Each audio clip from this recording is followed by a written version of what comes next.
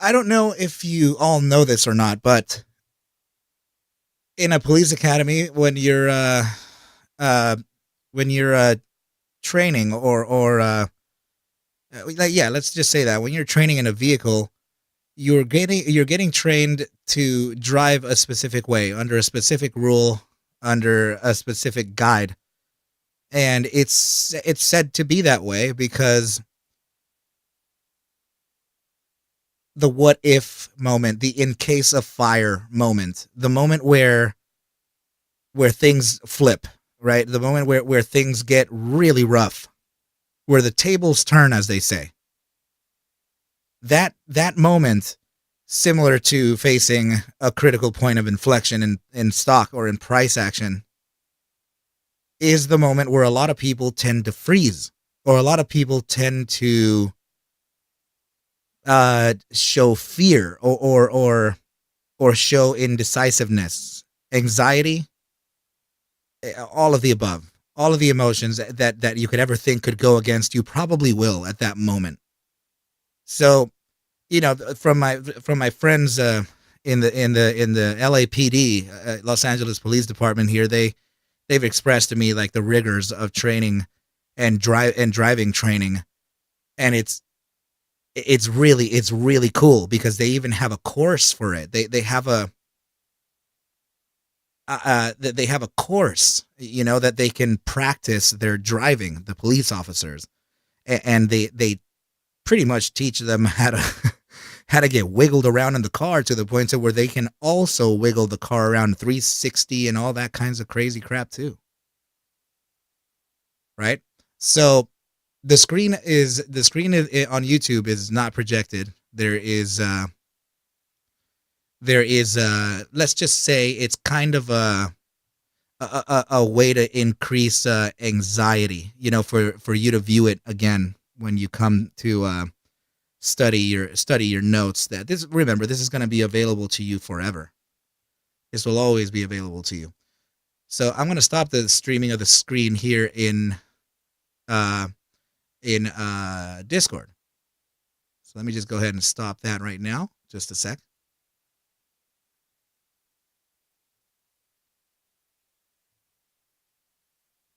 So the reason you hear traders like me, traders like Coin, Cryptic, will say often, do not over leverage. We'll say things like, never risk what you aren't willing to lose. Whoa. Hold on just a moment, team.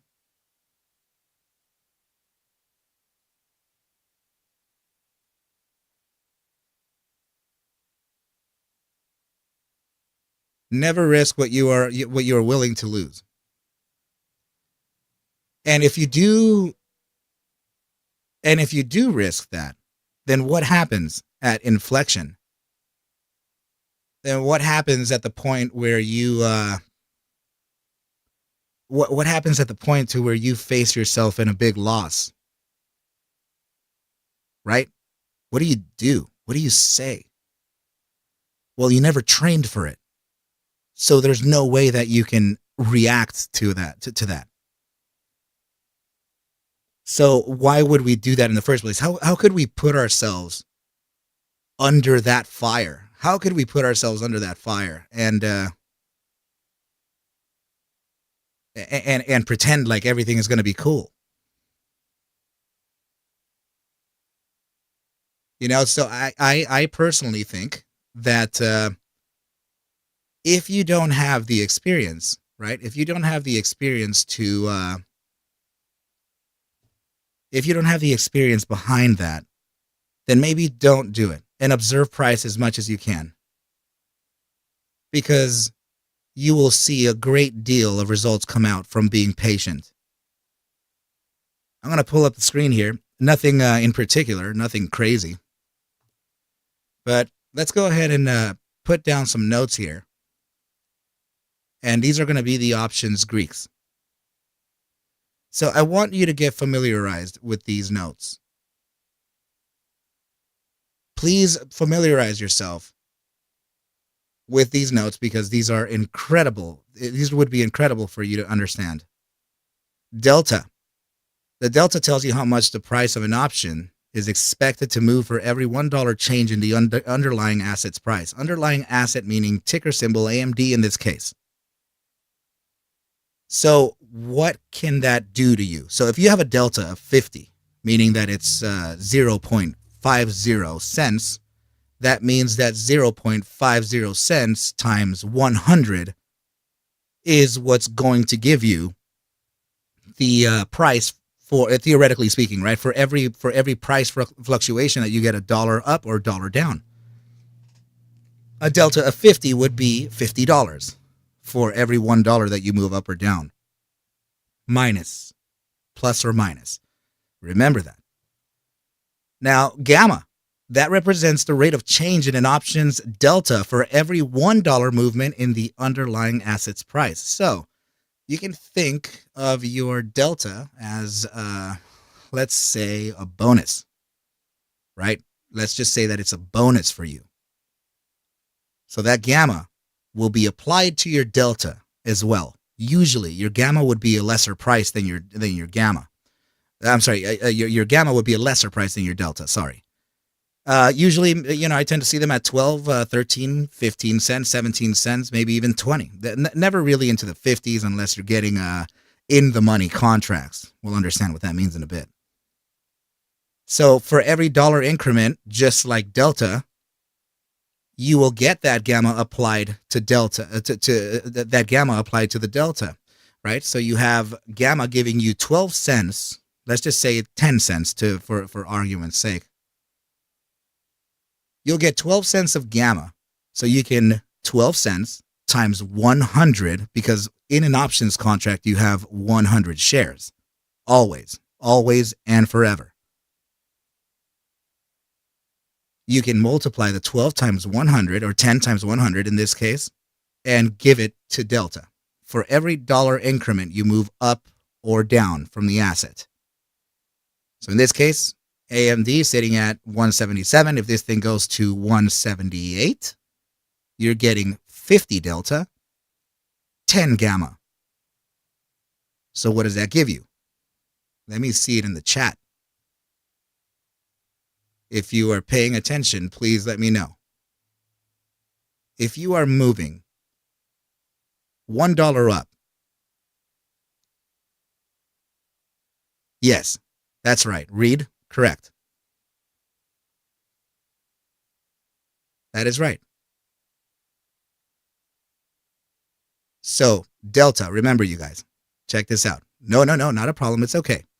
This is please remember that I'm not actually going to teach you options. I'm going to teach you the Greeks so that you know what you can receive when picking up an options contract. So one options contract consists of 100 shares. Long call or long put, short the call, short the put, a covered call to sell it, covered put to sell it. Any options contract within the options realm, right, it would be your 100 shares within the one contract. Now, that one contract of 100 shares has a strike price, right? I'm gonna give it to you like this instead in delta. The strike price. If your asset is trading at, let's just say, let's do it over here. If your asset is trading, let's just say here at the $100 mark, right? Let's put this right here. Your asset is trading at $100. What happens when the asset moves to 101? But hold on, we're gonna do something here that's gonna help you understand it a little better. Okay, let's go ahead and put 101. Okay, just like this. So the distance from this point to this point matters in the type of contract that you choose. So if you are choosing an options contract that's slightly out of the money, then you'll be out of the money, meaning that it's not at 100. Slightly out of it would be 99 or 101. So in some cases you have the 50-cent increments as well, right? So if you choose something that's right at the money, right? So you're betting that this thing is going to go up, right? So you want to choose something that's just right at the money so that you can make some money, because that has the 50 delta.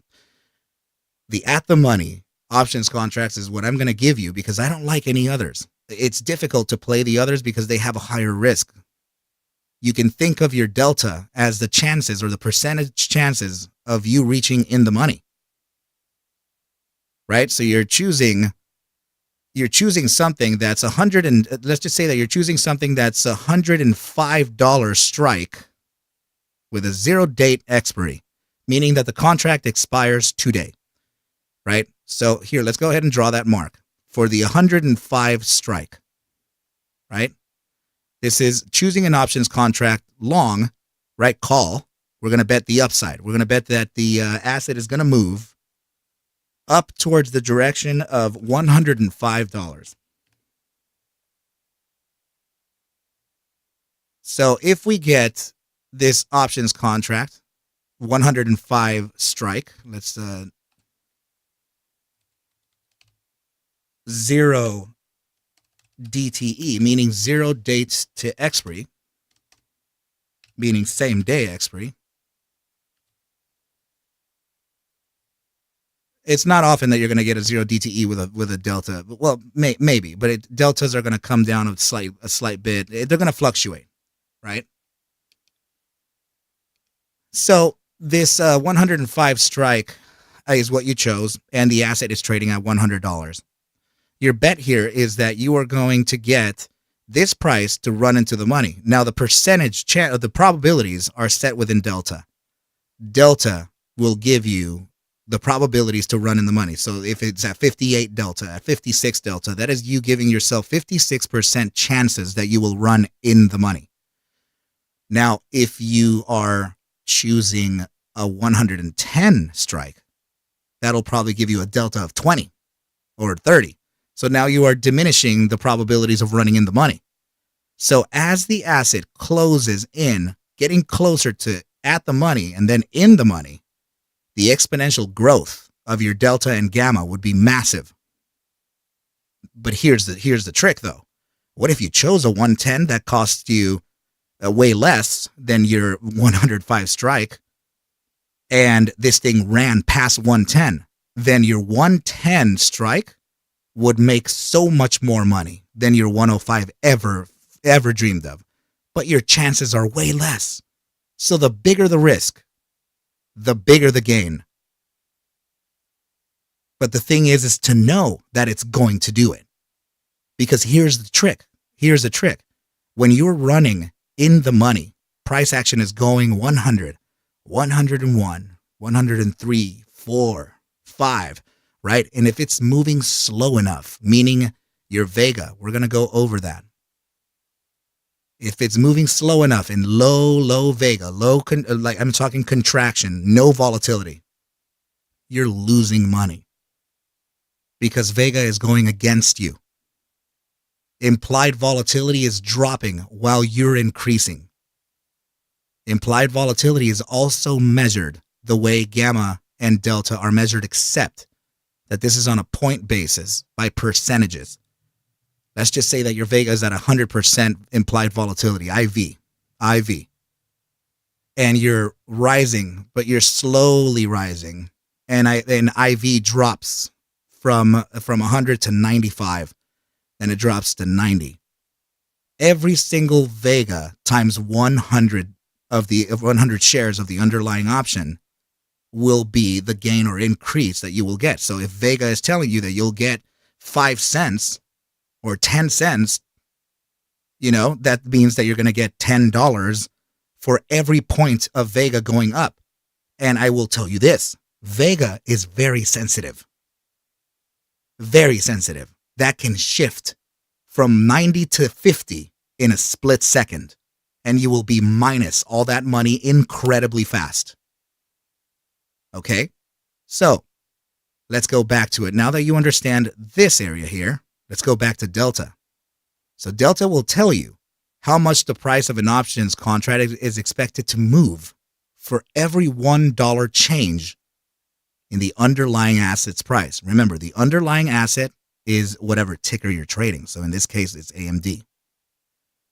Right? So AMD trading at $100. We were saying that it's trading at 100, and you choose your slightly out of the money options contract, which is your 105, right? That's your strike, meaning that if it goes to 100 and it hits your strike and then it goes beyond it, then you're in the money. At the money, because you're so close to it. At the money would technically be 101 or $100.50. So you're close to at the money. If you're out of the money, this is it. 106, 107, 108, 110. If you're in the money, that means 99, 98, 95, 90. Those are your in the money options contracts. These are your at the money contracts right in here. So you're close to at the money, slightly out of the money with a long call, right? So the asset moves from $100 to 101.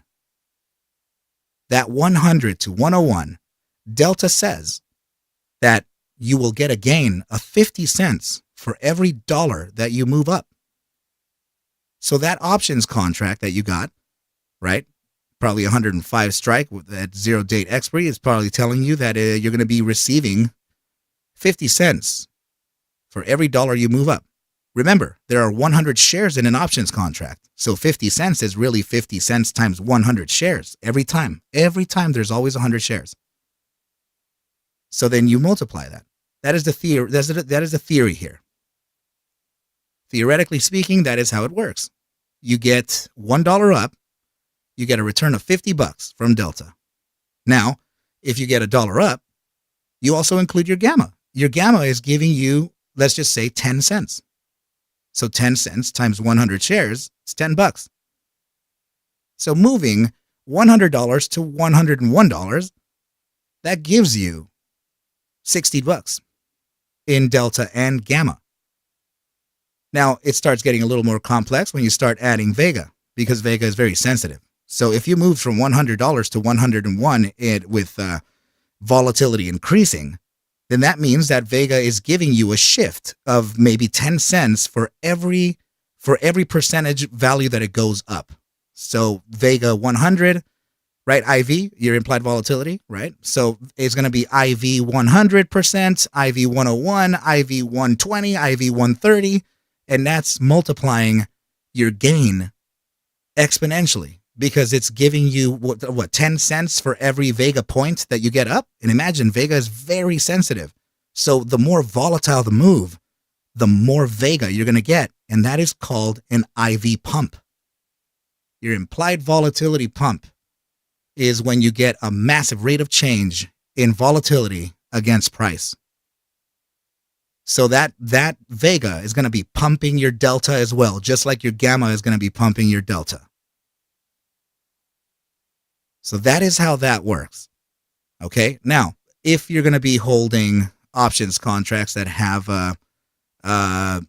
like a 5 date to expiry, right? A weekly date to expiry, your weekly options contracts.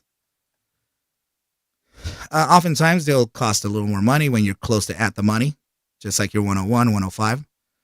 But you have the convenience of time. But you have to watch out with time, because there is something that is called time decay within options contracts. Time decay. One metric of that is theta. Theta reflects, let me go ahead and get rid of that, sorry. Theta reflects the inevitable loss of value in options experience, the option experiences as time passes, all else being equal.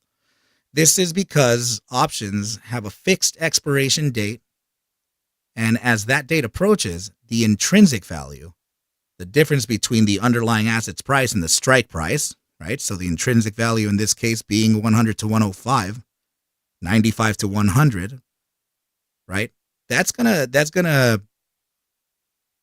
diminish, right? So let's just say that you have a theta that has 10 cents again, right? So you have a theta of 10 cents. That means that for every day you hold this options contract, you are going to lose 10 cents times 100 shares, $10. That means you're going to lose $10 of, you're going to lose, theta is going to take away $10 for every day you hold it. Which is why sometimes you say never, you'll hear it. You'll always hear it. Never marry the expiration date. Never marry it. If you're not out of your options contract by Wednesday or Thursday, man, that's a bad thing on the weekly expiry. Try to be out of the weekly expiry by Tuesday. It's tough. It's very tough. It's a huge gamble. Okay, so that is how the Greeks tend to work. I personally don't look at theta because I will be in and out of options contracts very rarely overnight, extremely rarely overnight. And I will mostly be out of them within a few minutes. So I generally don't even take into consideration theta. But now if you're think of this. Your options contract costs you $20, right? So let's just say that your options contracts are giving you a theta of 10, right? Meaning the 10 cents times 100, $10. Imagine that it was cheap enough, $20, for you to buy 200 of them. So that's theta times 200 that you're losing per day of holding each one. Right? So that is something that you have to kind of work at. You have to measure the differences. And here's the thing is that it's hard to do this by hand. So this is why it's pretty important to look at resources like optionscalculator.com. Let's see. I think it's marketchameleon.com. Why Greeks? Why not Latin? I don't know. I've never really. Yes, Thunderlips. It works for both. It works absolutely for everything. Covered calls, covered puts, long calls, long puts, short calls, short puts. All of the options it works for. Now, why Greeks? Why not Latin? Well, Greek. The word Greek delta word. These are. Because if it were Latin, it would be a different word. They just named them delta because I think delta, gamma, vega, and theta, that is a universal use, right? We use that in colleges. We use that in universities. We use that in I think it's because it's the foundation of metrics, really. Wasn't it the Greeks that actually invented math? So I think, yeah, I think it's appropriate to use Greek. But don't quote me on that. It's probably not true. So just go ahead and observe that for yourself. It's something to really look into. That's cool. So why would someone use a longer expiry? Because you are willing to hold overnight and you're willing to swing a certain price. So that means that you are not betting that this is going to 100 to 105. You're betting that this is going to go $100 to $150 in the span of maybe 2 weeks. So you're going to bet that your options contract is going to reach that price of money with enough volatility to keep you in the money all the way across 1 week of the 2 weeks or at the expiration date of that biweekly, which makes things very complicated.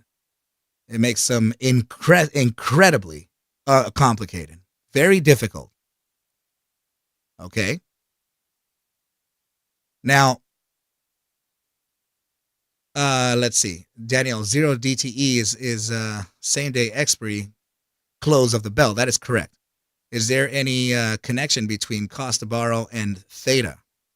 Not that I know of. Cost to borrow would be the percentage for you to borrow an asset to use for a short position. So Yes, if you use short calls and short puts, because what you and I have been doing, we've been longing calls and longing puts, nothing to do with cost to borrow. But if you do if you short a call or if you short a put, which is not the same as longing a put and longing a call. If you short a call, that means that you are betting that the call will not work. So if you get short one call, you are saying that this call is not going to go up. If you short the put, that means that you are saying this put is not going down. I'm betting that it's going to go up. So there's a huge disconnection there. A lot of people think that you're shorting because you're longing a put. No, you are not. You are longing a put. You are buying. You are not shorting the asset whatsoever. In fact, you're helping the company by buying the options contract. When you short their options contract, that's betting against the market. You are not shorting if you are longing something. Okay, you're betting against the price long, up or down. It gets a little confusing there, I know, but you have to know the difference. You have to know the difference. So if cost to borrow does have an implication, I think the only implication that it would have is in the fact where you're in the event where you choose to short a call or a put, not covered call, not covered put, not long put, and not long call. Those four are completely out of the question, and you would only get applied that when you are shorting something, when you're borrowing. So, can you please write an example in a math equation for all four so I can see it? No. No. That's why options calculator, and that is why market chameleon. No. The complexities within that are incredible. They are infinite, and the variable is infinite. There's no way I can actually show you myself. I can only show you an example from one instance, like what I just did now. Can you get out whenever you want? Yes. You never marry the expiry. You never marry your expiration's date. Right?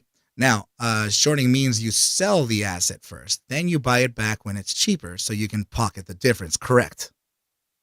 Correct, Danielle.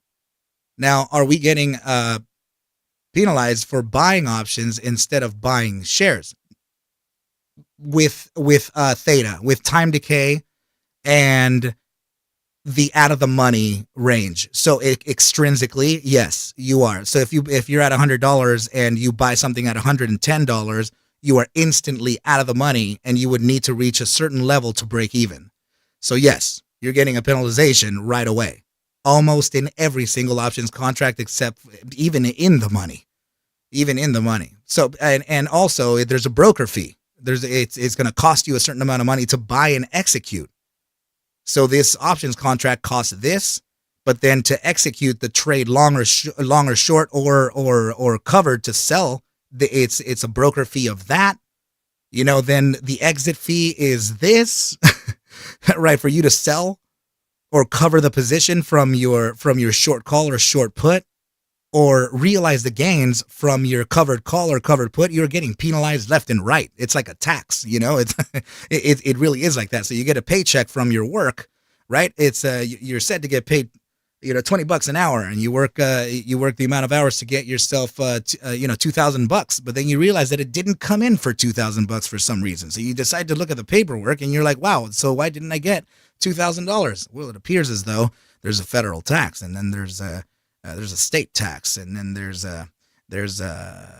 your medical insurance, and then there's your dental insurance, and then there's your eye insurance, and then there's your 401k or Roth IRA, and you realize that you came out with $1,300 instead of $2,000. You're getting penalized left and right on all kinds of things that you choose to do to yourself. Which is why it's important to make sure to know what you're doing when it comes to trading options contracts, especially options. Okay, so never long positions. No, yeah, always long positions. I don't short calls or short puts. I never short calls or puts. I'm not going to dive in there, man. No way.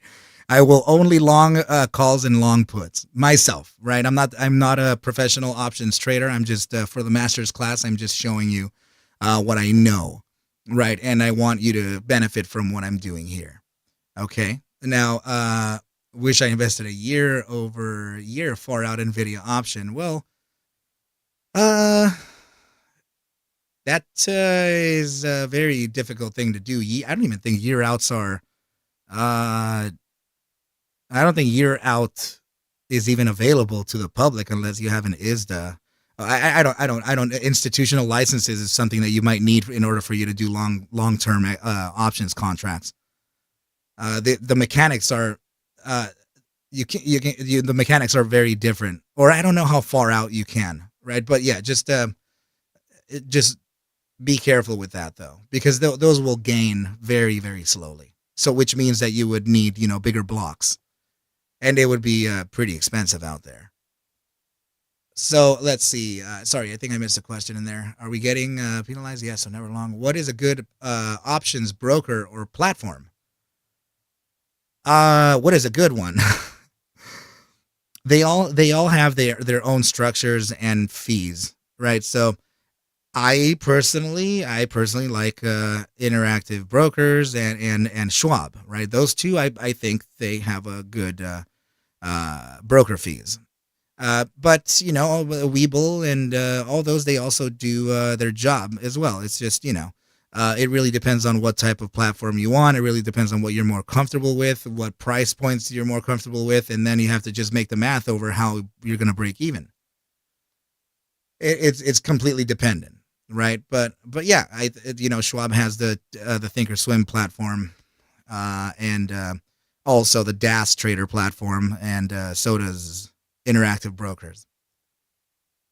Let's see. You can get long calls like that on Robinhood. Leap call. Yeah, yeah, maybe so. Right. You can do leaps. I'm not sure because I never work around that. But let's see. On Robinhood, you can get an options dated December 18th, 2026 right now on Monday. Oh, that's cool. That's cool. So maybe and I don't know if everything has that ability. Like I don't know if every asset has that. It's cheap. I hate Weeble. Can execute fast enough. Okay. Danielle saying for everyone who's unaware, Webull automatically sets up your account to lend out any shares you own. So you have to go into your settings to change that designation. That's interesting because what if they do it anyway? Right? Me and Josh, my battle, we were talking about that. What if they do that anyway? What if they borrow it anyway, even if you press no? So might as well just get the money for it, right? So oh my goodness. Right? So yeah, you have to you're legally getting a compensation for it. Okay, team. So now that's what I wanted to share with you regarding options contracts. Okay, so now I want to get into. Hold on, just a quick sec. Let me just go ahead and dive into the syllabus here and continue moving forward. So I'm not sure that track 3. I'm not sure that you ended up getting my additional notes in the week 9 channel in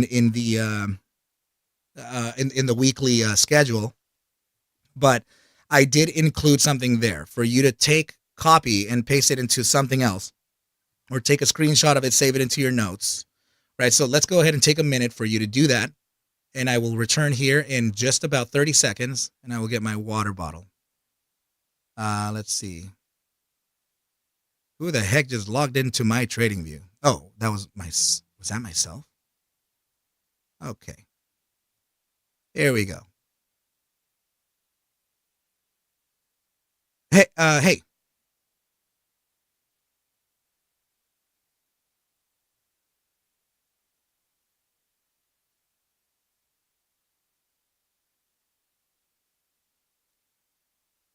It's the same IP address though, right? Right. I think I'm not sure if my laptop may have temporarily connected or something. But yeah, that was weird because everyone's like asleep. So Yeah, hold on just for a quick sec. I just need to grab my water. I'm so parched. Just a moment. And team, please go to the week 9 and take those notes, and please mind them. Just a moment.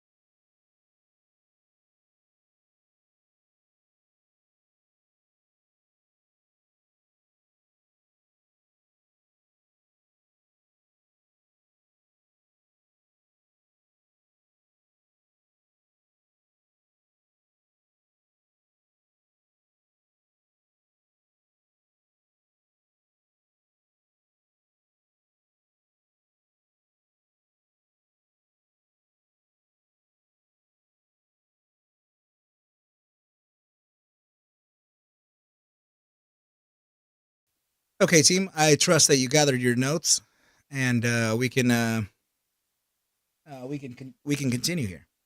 A little blotch here in my glasses. Okay. So now I just want you to know. I just want you to know these things here because when you are plotting out, an area for you to take profit or for you to use as a stop. I'm sorry, for you to use as a stop loss. Sorry, when you enter long or enter short a position, that will greatly depend on the instrument that you're using. So whether you're using shares, right, live shares stock, or you're using options contracts, that is gonna entirely depend on where your stop points could be. Can I ask about implied volatility holding in options overnight? Since after hours PM volume is generally lower, and then at market open, what causes a significant swings on the way the other immediately at open? Okay, so since options are only tradable during normal hours, how do you calculate or anticipate what an options will do at the bell? Well, you can't really calculate that because the dollar amount at gap up or gap down is entirely against your control. Now think of this. What I'm talking about, your asset moving from $77 to $180 in an exponential move. That means that you're going to get a huge burst of implied volatility, right? Now, what if the options contract was closed and then at market open, it just opened at $180 without even the traveling to the $180? So that shock is just immeasurable. It's enormous. It's a huge pump.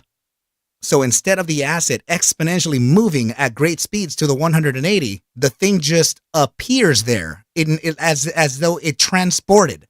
So that transportation, that magical move that happened from the close to the open of the next day is probably max volatility speed. So this is why often I tell the master students that are trading with me, close out your options contract. If you're in the money, close it out immediately, because when you're there, that volatility pump is just unlike anything else you will ever see in your life.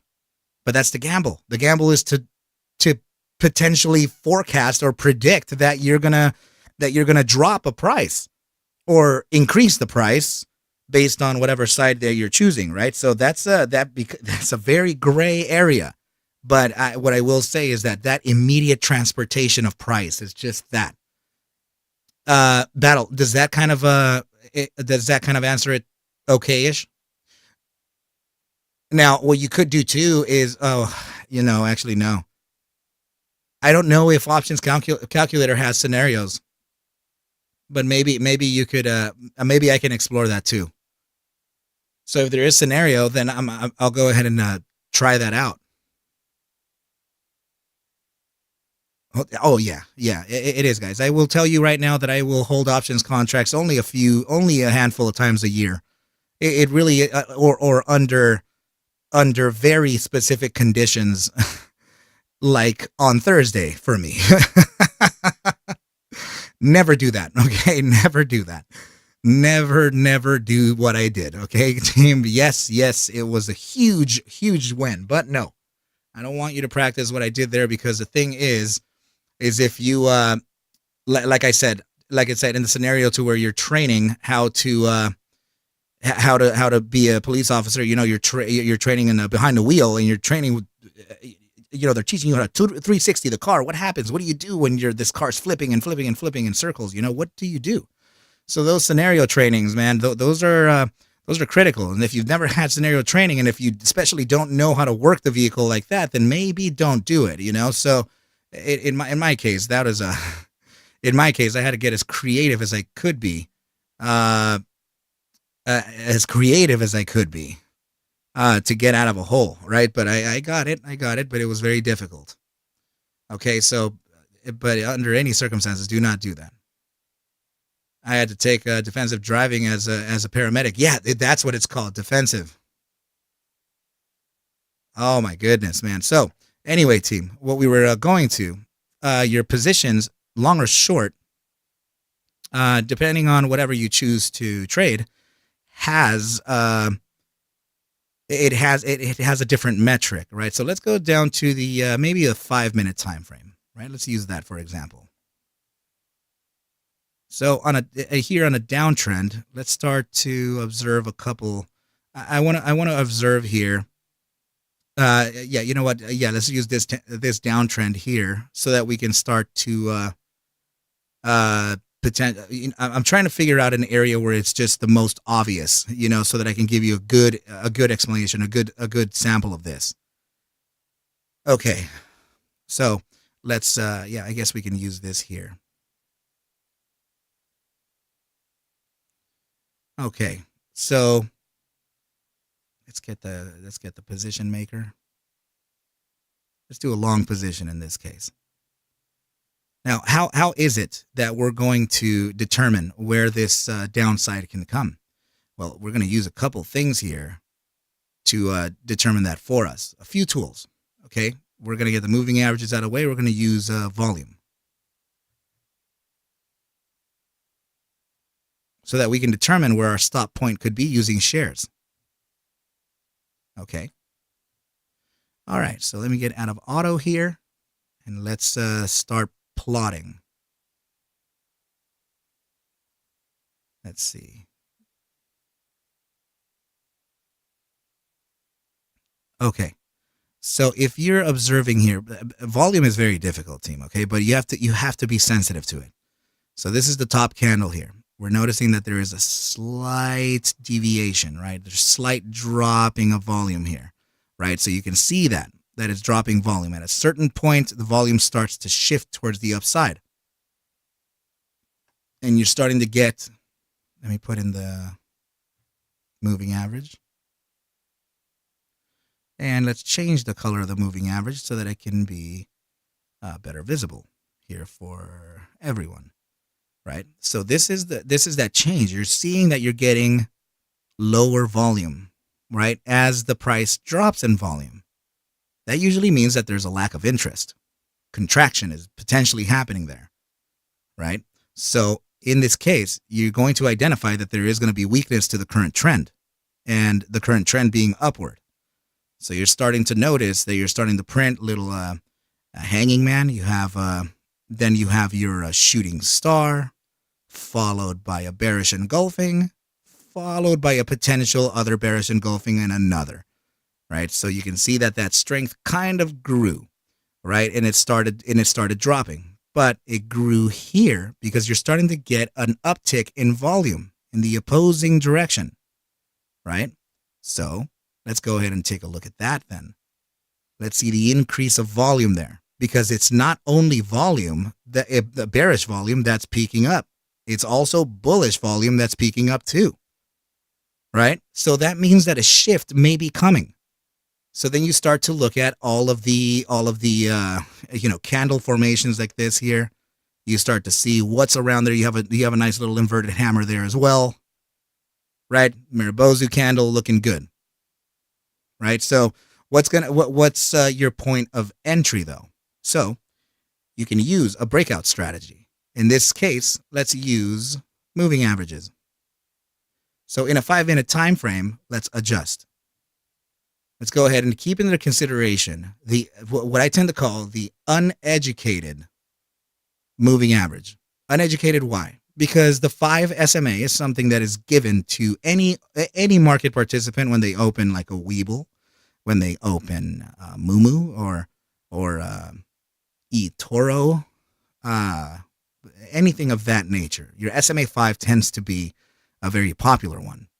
Okay, not that the SMA 10 doesn't work, not that the SMA 20 doesn't work, but I like to keep under consideration a few, right? Particularly the SMA 50 and the SMA 200. Yes, I'll use the 100 here and there, right? I'll just go ahead and put it in there. It's just I don't like too much noise. But now, aside from that, from your EMAs, because we're in a shorter time frame, let's use the EMA 7 and 9. In this case, let's just use the 9. And let's get away from the others here.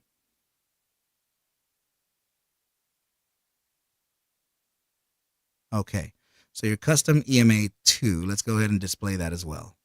Display custom EMA. Number 2 will be a 200 EMA period.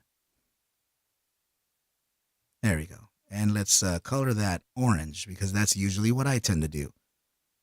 My 200 exponential moving average will always be found in my chart as an orange color. There we go.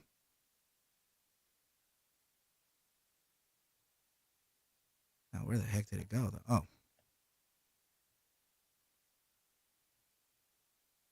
Oh, sorry. Custom EMA 2. My apologies. Oh, my goodness.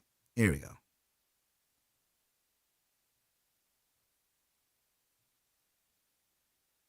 Okay. So what I tend to observe first, we're going to remove them here since I already got them colored in. Okay. So we tend to identify weakness using your break of the EMA 200. Right. So let's keep that under some consideration here. The 50 and the EMA 200. I personally use the SMA 50. Right. I keep the EMA 20 in there for further validation. We can remove it for now. But to give you the basic way to give us a position long is your first symptom to this is your volume. You're getting the increase of volume. You're getting the candle structures. Potential reversal is coming. We cross above the SMA 50. That's your second symptom that we're about to shift to a different area of price action. We're going to shift to a different trend. The end to the current trend is amidst. The next condition will be the break of your EMA 200. In this case, since the SMA 200 surpassed this, we did not use the EMA 200 for validation. We used the SMA 50 for validation right here. So we have one confirmation candle, two confirmation candle with strength. We get that little pulse here, right? We wait for this thing to actually move above at a different rate. Particularly in this case, I want to see a break above this, and I want to see a break above this. So aggressive entries would enter at the break of this candle here. And then your conservative trader will enter long right at the break of this. So right in here, you get long the asset and then you push forward. Confirmation. You had all this to go, yes, but this is all gamble area. Okay? You want to get confirmation. So let's go ahead and take our long position. We entered the market right at the break of this point here, right? And we scaled in because it went just a little bit lower. So let's just say that we got the difference to this area here. We're going to go ahead and mark our stop loss to be, let's just say that we want our stop. Oh, sorry, we're going to mark, guys, the take profit is irrelevant right now, okay? So we're not going to worry about that. That's next week. The stop loss is what we want to kind of worry about here. Okay. So your stop loss at this point is the validation candle. So your validation candle would be around here, right? So that means that you would do it to the prior validation candle right around there, just under this one. So you push it right under there and just below the SMA 50 as well. So in case you get a quick little wick down, or from this point right here, you get a quick little wick down, then you don't want to get stopped out at max, right? You want to try to leave it a little bit wide here so that you can consider a continuation, right? So in this case, now we have the range. The reason why we want to see this is because it can retrace. So let's go ahead and go into our ATR.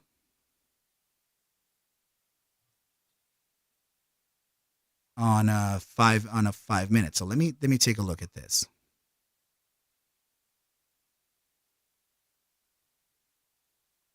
So 169.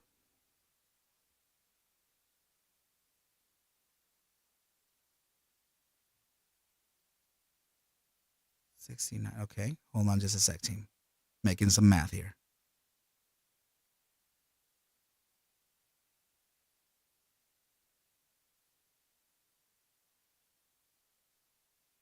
Okay, so You're looking at your 5-minute average true range here. You see how it says down there, right over here, it says 15 cents, 14.96. The opening of your opening of the candle here is 168.80. So 168.80 has the potential to drop 15 cents on a 5-minute time frame. So 15 cents from this point could be 165, right? So if we're calculating here, your 165 point is actually that candle. So you're putting it slightly under. So now you're testing your mathematics versus your discretion. So in other words, you can use the 5-minute ATR plus pivot. Okay, so in this case, since we see that we can go to that 65, let's use this pivot point, the one that came up and dropped the most, right? So we came up, and you had a quick reversal here. This pullback here marks your pivot. So then it continues upward. So you could put your stop loss just below that pivot, and that is where you're going to be safest, because the average true range is telling you that from the open of the 5-minute time frame, you can revert back 15 cents. So from the 15 cents, you plus your pivot point. So 15 cents plus pivot equals stop for shares. Okay? That's the way you set your stop loss. A lot of the times I don't need to see this. I don't need to see the ATR, because you can see that I was already close to it anyway. You're going to be able to observe this for yourself. And now know that it's not perfect. It is not perfect. But this is a standard practice. So the average true range. Go ahead and go under indicators. Type in ATR, average true range. It is a community script. Okay? And that's how you're able to get this pane down here. Make sure you move your mouse entirely out of the way so that this number doesn't fluctuate within every time period that you're at. Right? So if you longed at this point here, then it's saying that you're at an average true range of like 65 cents. So I mean, damn. I would rather do it to the open, to be honest with you. Because 65 cents is like you going back to what value are you here? You're at let's see. The opening of this candle here was about 169.36. So you have 74. Let's see, 168.74. Let's just make the math. 74 plus 5 cents. You have 81. Yeah, or I'm sorry. I'm sorry. Where was I again? 74 plus 5 cents is going to be declining to 69. There. This is your stop loss at the candle of opening, at this candle here. So that is telling you that it would revert back 65 cents from that candle. And it takes you to, this is why I'm saying that it's just really difficult to use the certain candle that you're in. But, it's just, you can use it like that too. So it still takes you to relatively the same place. Right? So in my case, I rather use the pivot. So ATR plus pivot and a little room, just a little give. Be long and... I'm sorry, Daniel, are you asked? Wait. I'm sorry. What do you want me to answer? How do you get your volume bars to be long or skinny as wide? Can you say that one? I didn't. The math. Oh my goodness. I'm so sorry. That got me a little. There was a lot there. Okay. So you can choose this first, right? So you can choose histogram, right? And under your settings for volume, so double click here, and then click on histogram. Right, and then histogram will give you these, but they appear like this, right? Because we're looking at price action oftentimes like this. They will show up like this here, right? But when you zoom in, like crazy zoom in, then they start showing that the way they look, right? So, oh man, I'm sorry. I kind of missed my place.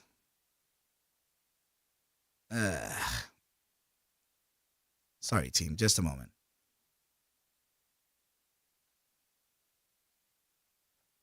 I have no idea where we went.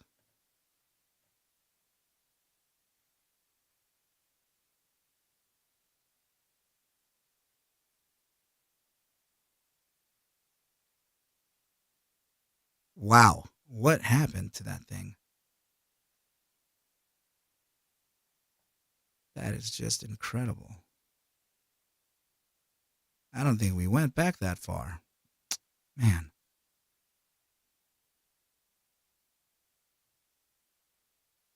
Let's see.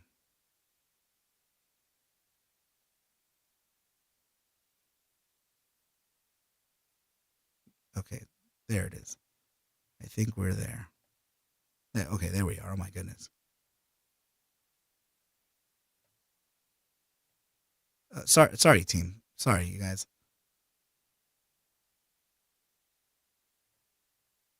And also remember that this is recorded, right? So you can always go back. You can always go back and hear me say that. So it's your entry candle, right? Your entry candle. You got to observe what the ATR is on a 5-minute time frame.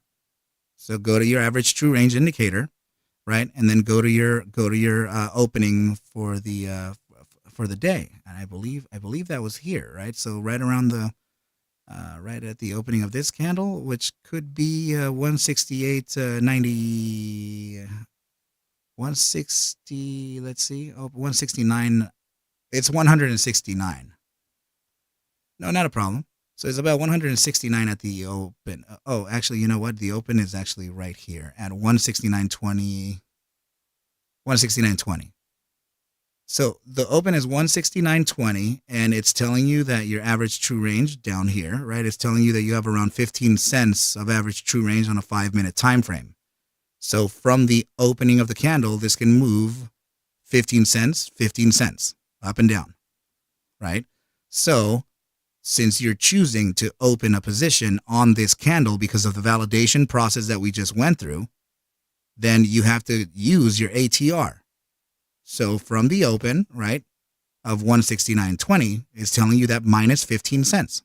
That's your potential stop. But I am saying that you use the ATR, right? 169.20 minus the 15 cents plus the pivot. So we broke out of the moving averages. We came back and tested.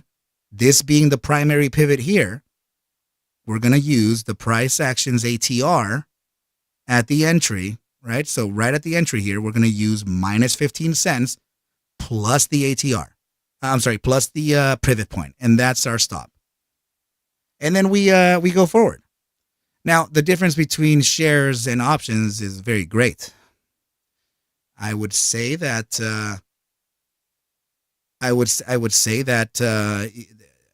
I tend to keep in consideration anywhere between 20 to 30% stop loss on an options contract due to volatility.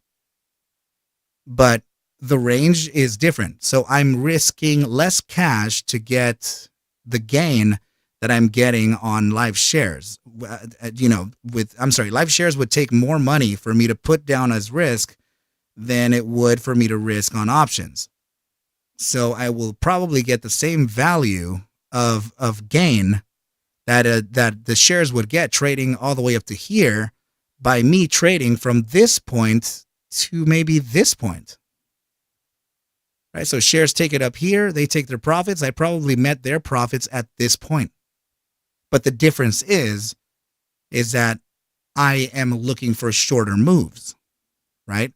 So I am looking at moves that are usually anywhere between, like on a $150 asset, I'm looking for moves that are anywhere between 30 to 60, maybe 70 cents before I take profit and then re-enter again, because I don't want implied volatility to work against me.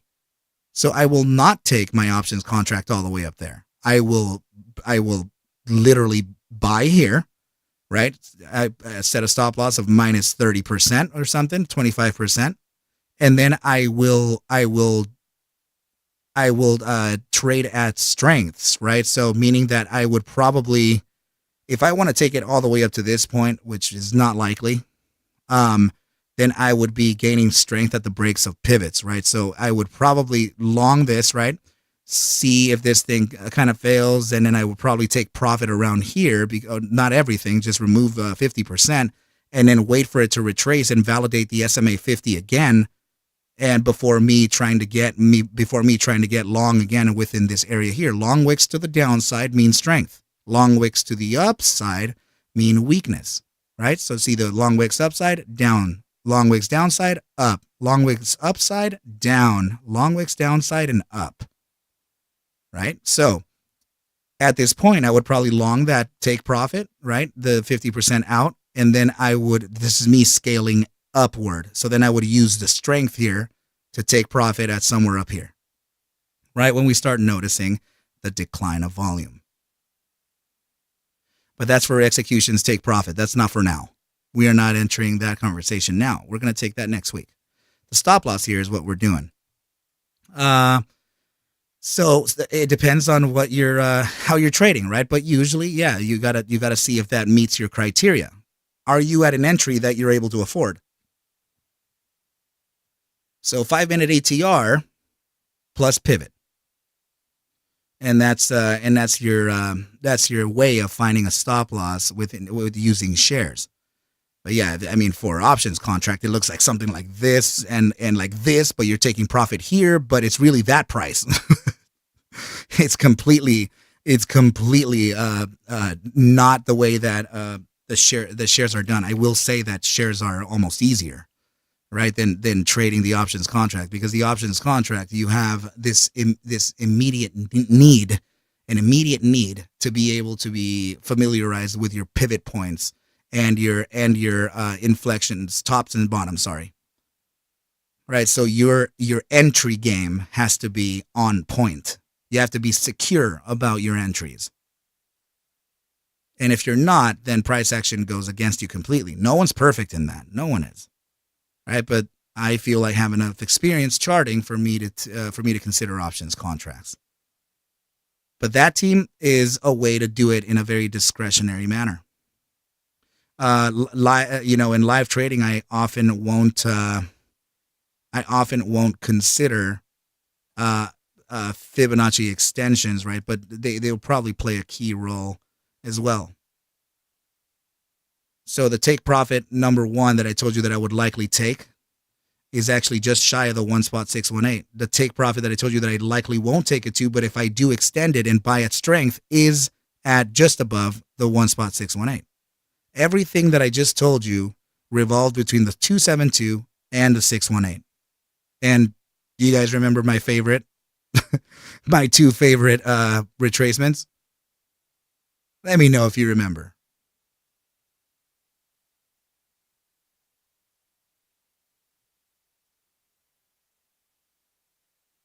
But I do think it works out pretty nicely.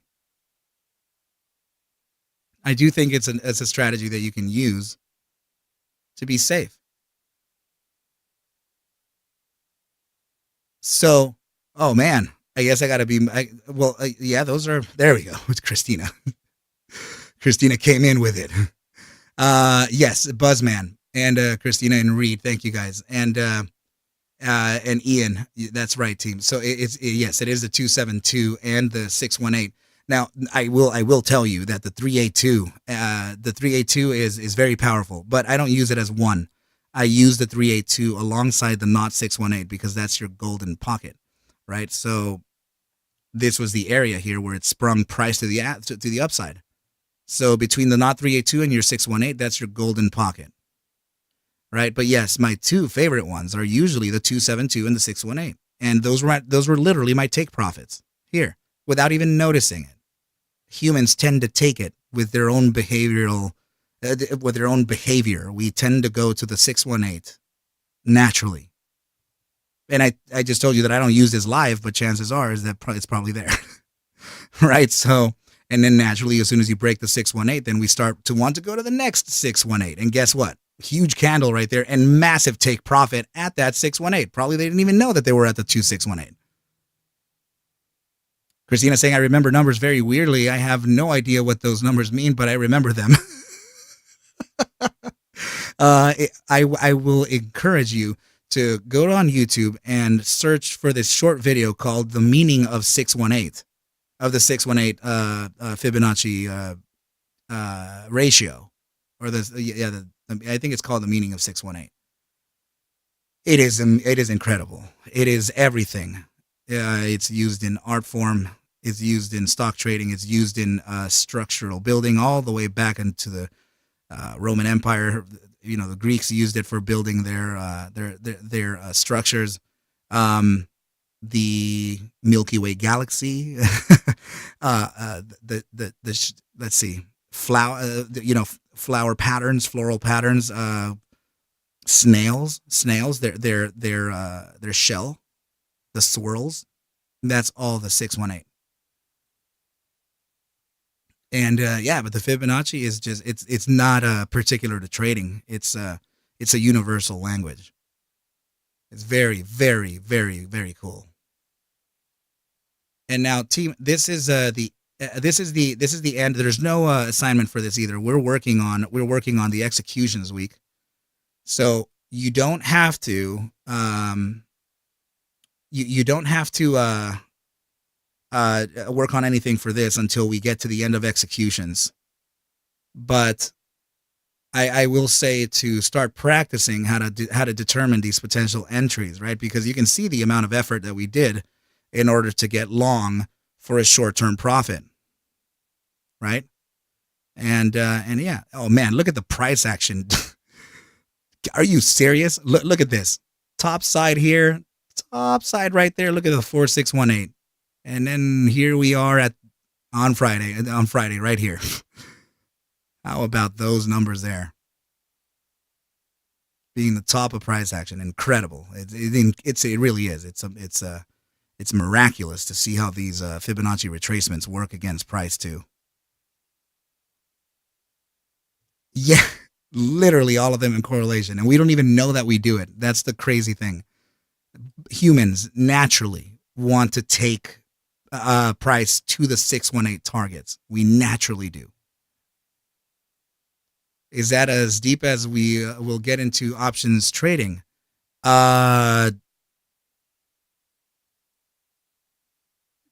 Just about, but it's still we're still continuing executions.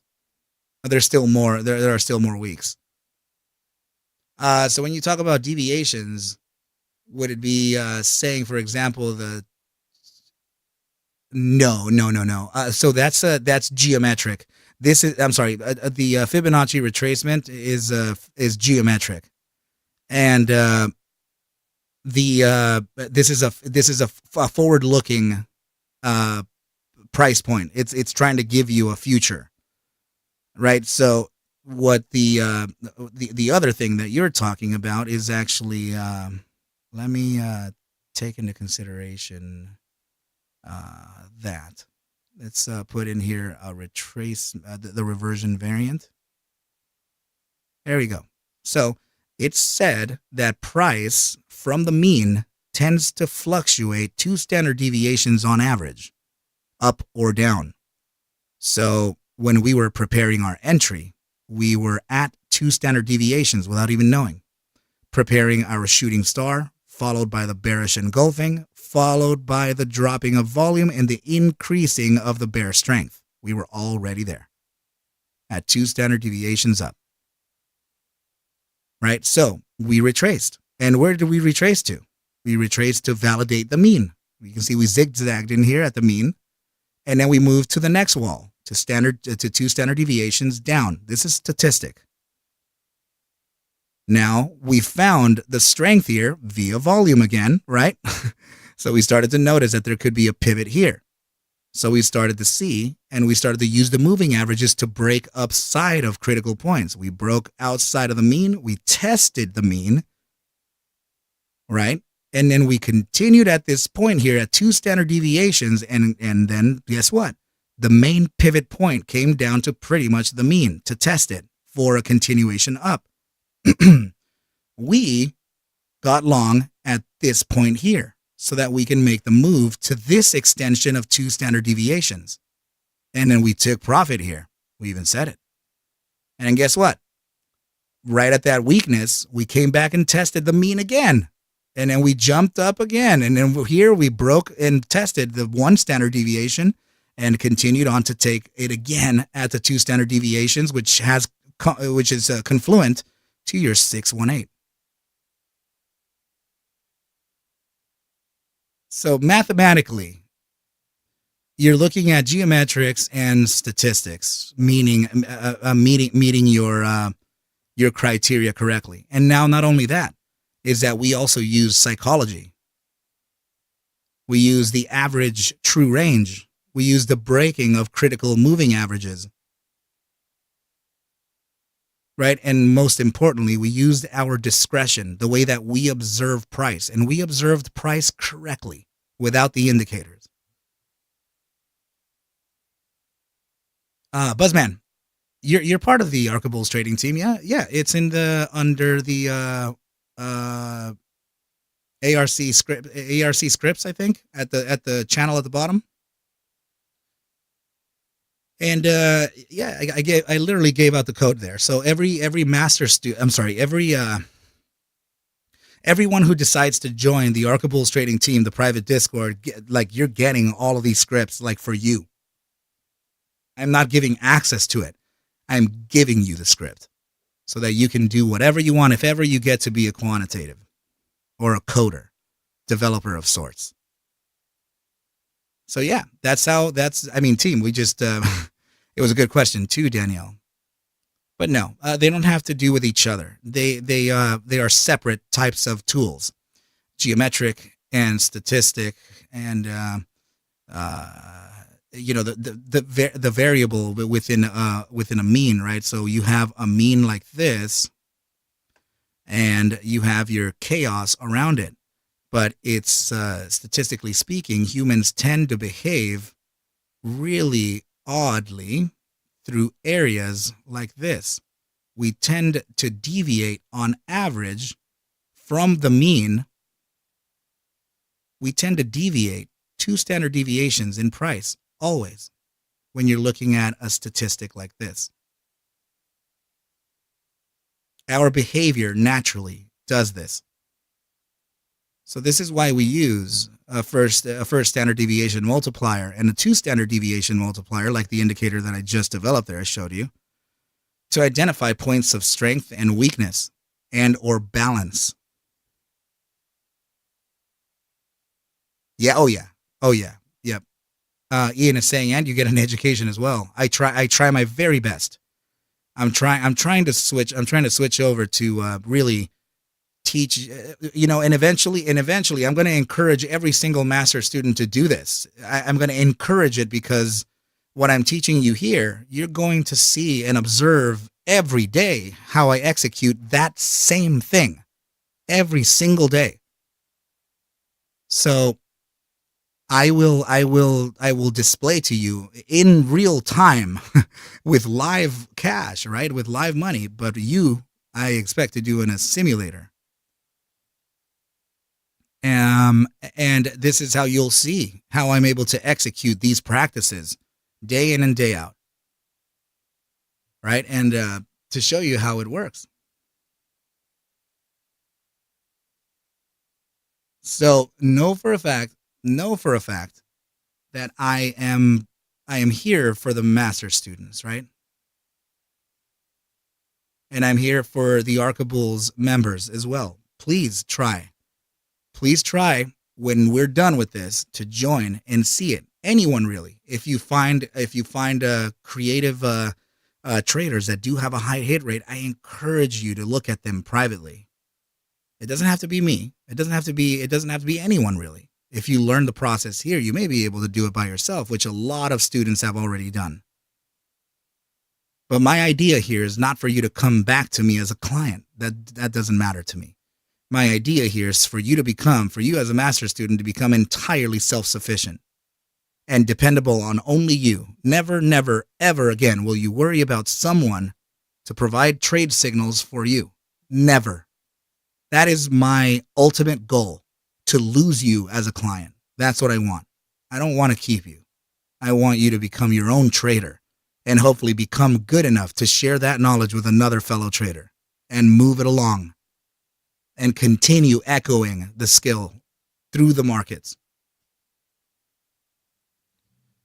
So for the four invite indicators, yes, but remember, reversion variant and all of those are going to be given to you as gifts if you pass with an 85% or greater, or if you join the ARCABulls Trading Team. The People's J saying, not shaking us that easy. ARCa, what is the name of the indicator you just deleted? Looked like it had Bollinger Bands. Yeah, that's my reversion variant. It is essentially Bollinger Bands. And what I did here that's different from the Bollinger Bands is this, that I am giving you the targets, the actual number of the 2x standard deviation here. This is the 1x standard deviation. This is your mean. And I'm telling you also with background fills, when it is at critical contraction, right, being blue, and critical expansion being red. So meaning maxed out 2 standard deviations, and then maxed out 2 standard deviations contraction. So two standard deviation expansion, 2 standard deviations contraction.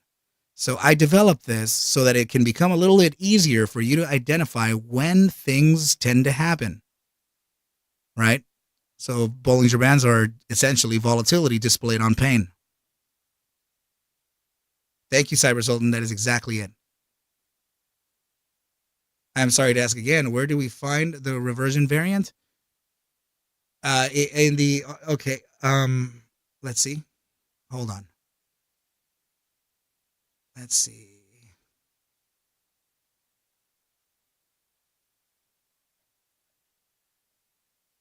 So go into, I'm gonna show you here.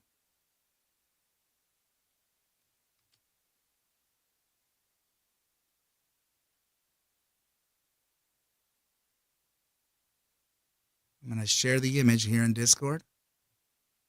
Let me come back to class just a moment.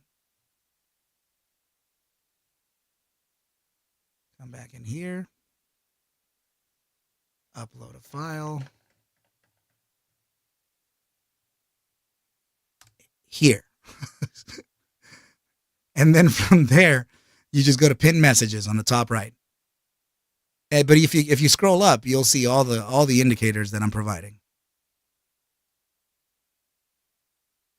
So try to check it out. I just watched an episode of Suits where the traders every morning pull highest tickers with the most volatility. Reminded me of what we are applying. What season was that? I don't even remember. No way. That's good. Was it the episode with the girl with the red notes, with the red papers, right? When they were trying, yeah, that's the one. Okay, right. I didn't realize they talked about it there. I just passed by it like it was like they're talking my language, and I'm like, okay, that's cool. Like I didn't even really remember. So I'm like, at what point would they even talk about that? And I'm like, oh, there was a trading floor once. Oh my goodness. Yeah, that's true. That's true, right? I'm starting to kind of recall that.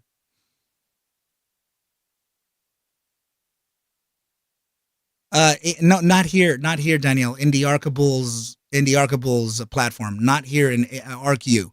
You're in the Arc University.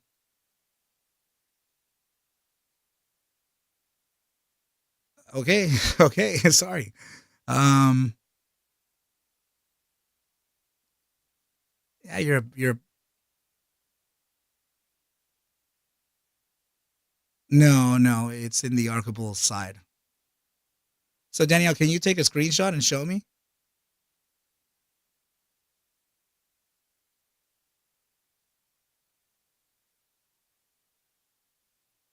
Because at this point, I'm wondering if you maybe hit it unintentionally.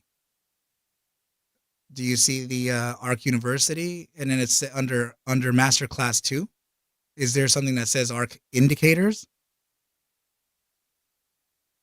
So, team, this is the time to ask the questions. The class is dismissed. Please go ahead and ask away.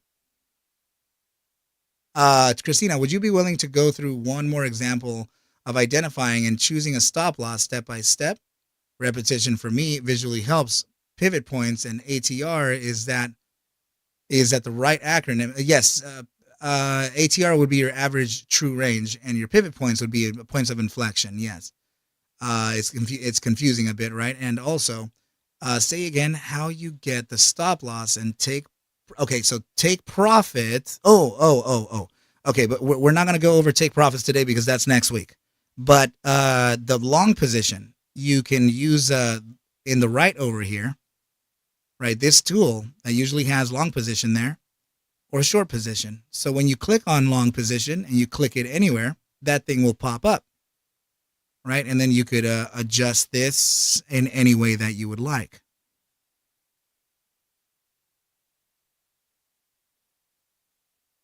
And so let me think here.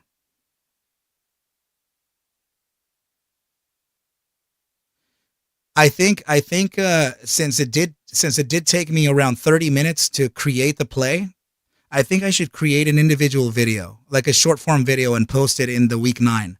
So then we have it. So then we have it as a recorded individual example, right? Because I think it may be best to do it as so we don't keep everyone here so long, because that was literally like a half a lesson. But I think if I create an individual video, and then we can have the questions, and all the master students ask the questions below that, then we could continue conversation.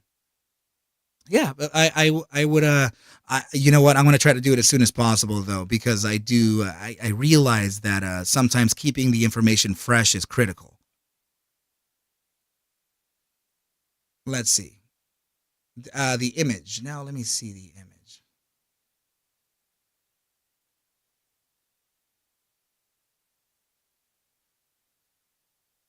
That's interesting. It looks like you're the only one. Or has anyone else experienced that?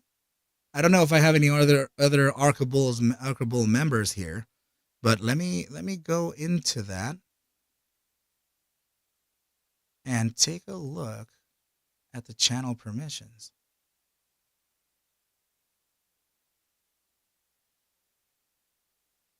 Let's see.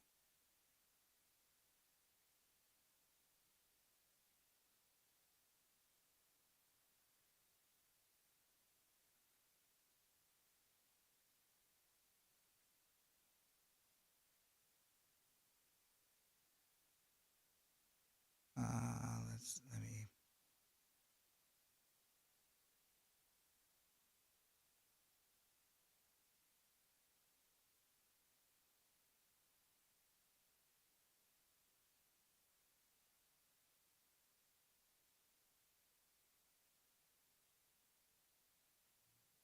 Let's just a moment, team.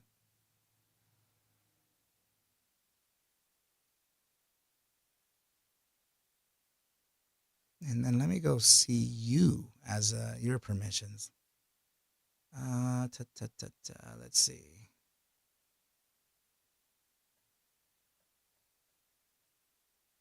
Here you are.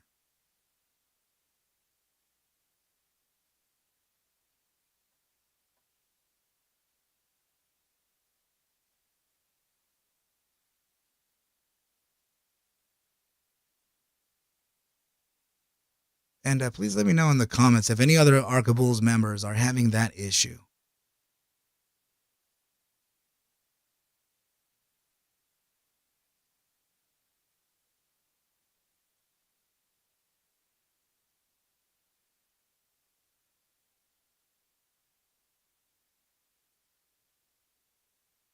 Yeah, you have every permission.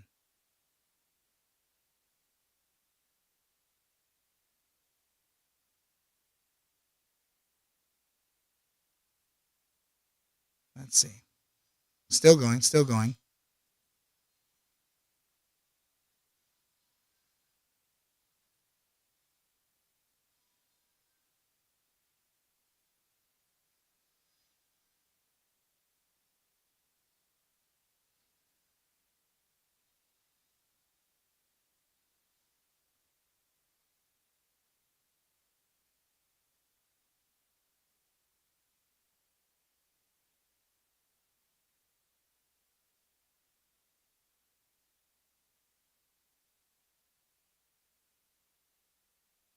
Moderator. No.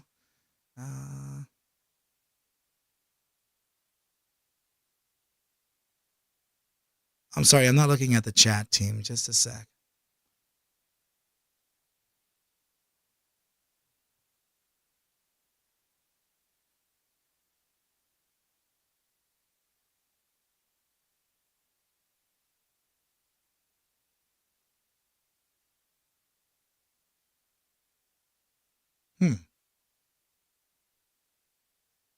Okay. I think this may do it.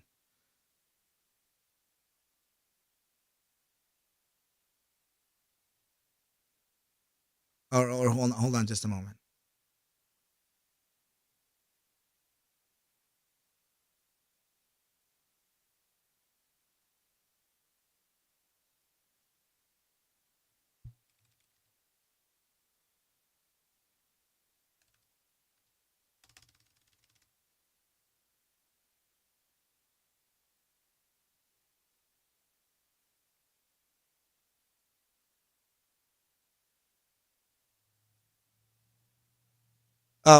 Danielle, I have a yeah. Have you checked?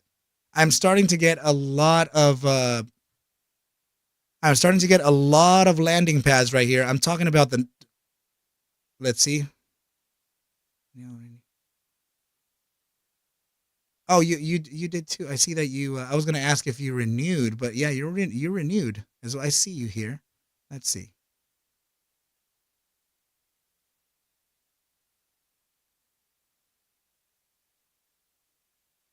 All right, I want to try to add you. Let me see.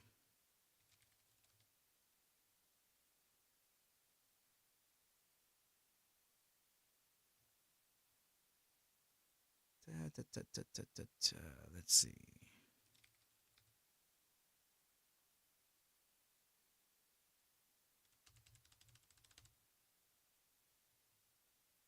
What in the living hell is going on?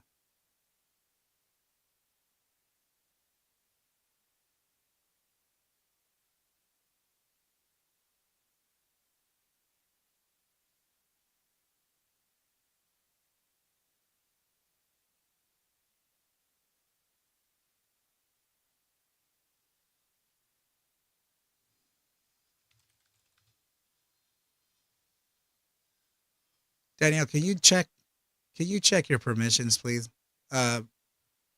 See if it appears for you now. Let me go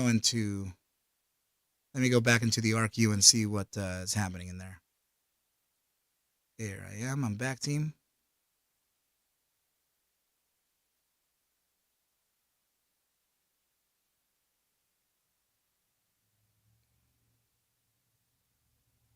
You too, Buzz. Okay. Yeah, I want to know how many people are missing in that. That's interesting. ABT scripts under Arc scripts.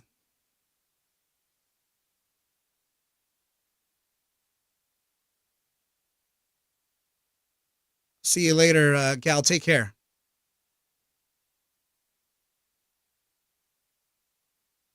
Take care, girl in the corner. Be safe.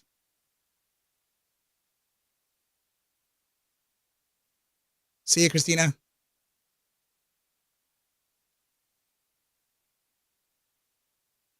You had to refresh ARCABulls to get them? How did you refresh that?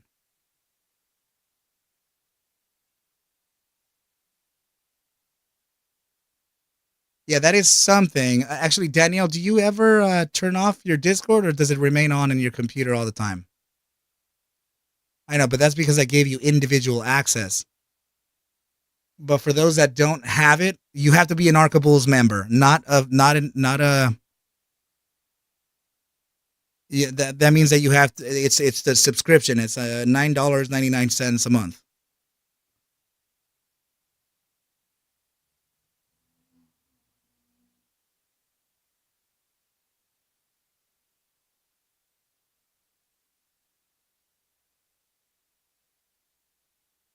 Oh, I see.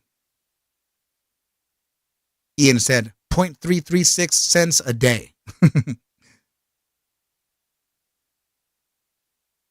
Oh, that's because you're doing it through an iOS. Apple puts on their own. They put their own premium on top of people, man. Like it's like crooks. Jeez, dude, for real.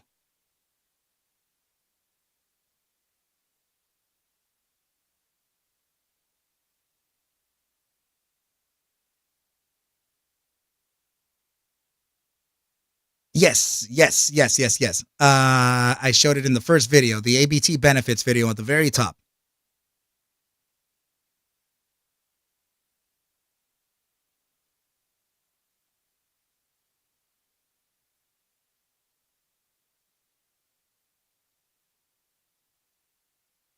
Sure, sure, no problem at all. No problem at all. I'm still here, team. I'm still here. Keep on asking your questions, whatever you need.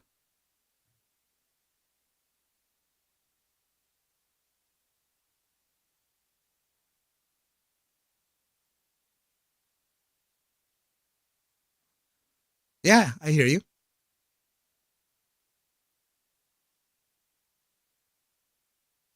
Sure.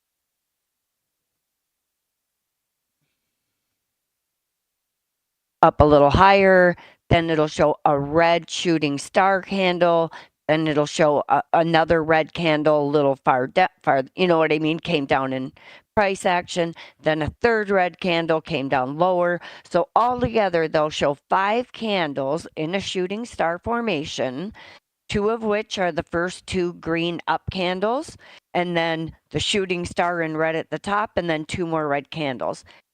Is that truly what makes up a shooting star, or are they just using those colors to show you the formation, I if don't that believe makes sense? I don't believe there to be a specific set of colors to create a shooting star because first of all, if you're looking at if you're looking at 5 or 7 let's just say 15 shooting stars that are in different colors and all in a different sequence, but then when you go to your 15-minute time frame, it's one green shooting star or red shooting star. It doesn't Okay, yes, it doesn't really okay, perfect. Thank you. I thought it was what you're saying, but I got confused looking at those other charts. I hear that. And I then hear I that. Good did, question. yeah. Oh, thank you. And then I do have one more question. I wrote it down. Sure. Oh, I can't recall. Do you use the L or the A, the logarithmic or the I can't remember what the other one's called. Uh, Well, algorithm or logarithm, maybe it is? so logarithmic Like and down in the standard, bottom. I Yes. always use logarithmic. Oh, okay. Thank you. I'm gonna write that down this time. Sure. And that's just because out of common practice, it's said to believe that, technical analysts believe there to be a tighter price action within a logarithmic chart than a standard chart.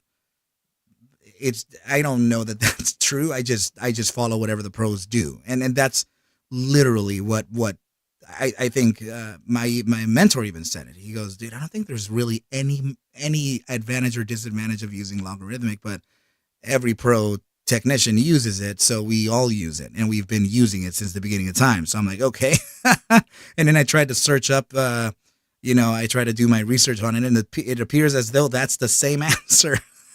Oh man, even in Google, I think I ended up saying why use logarithmic against a standard chart, and I think it responded with something like that, where it said it was a long time ago, where it said, well, professional technical analysts typically use logarithmic because there's a belief that there's a tighter, there's tighter price action within that, but it may not entirely be true.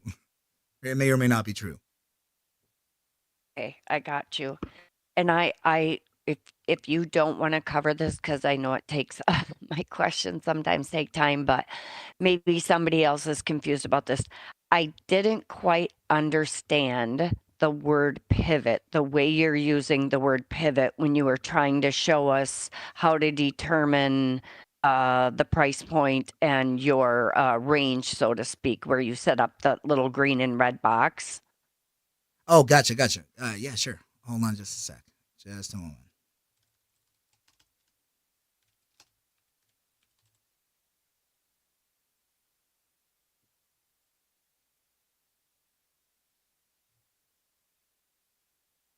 Sorry, just a sec.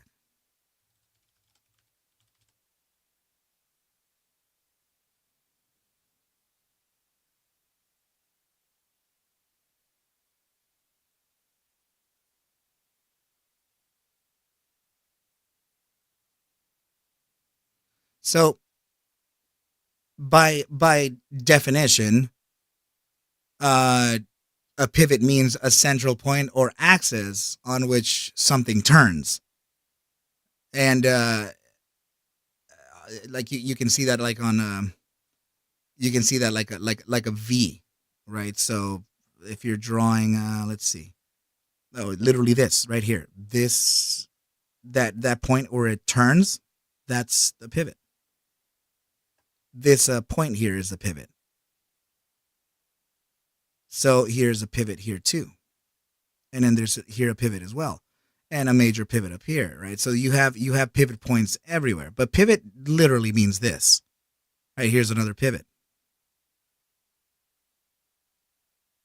It means quite literally what it is, like on a dictionary. Let me go to Google actually, and let's see what it says. No, I'm sorry. I must be asking the question wrong.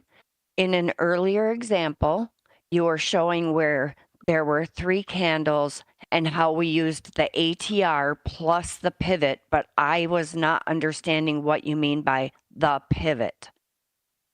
Right. So when price I action went up, it went up to the point of breaking the moving average that we were looking at. It reversed and it created its low, the lowest low from the point that we were breaking outside of the moving averages. So it created the pivot. So it V-shaped, and then Okay, we moved sorry, on I to our. misunderstood. Okay. So we went up to the entry, right? And then from the entry, we then look at our daily ATR, and then the ATR would be the minus 15 cents. And then since we're validating the SMA 50, we said we were right at that support. We would use the ATR plus the pivot. So we would take the ATR value of 15 cents plus the pivot and leave it down there as the stop loss. But that was right when we broke out of the point, when we broke out of the moving averages, and we came back and created the V shape. We created the pivot, the first pivot, and it was the lowest point that price action ever reached uh, as it continued upward, just like this here, literally just like this.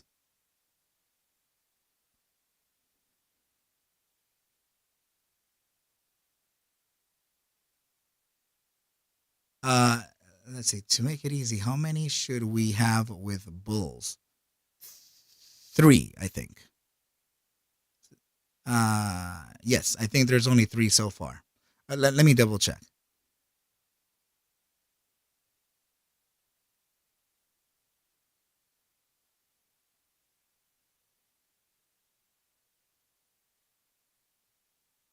Let me go up to the pins.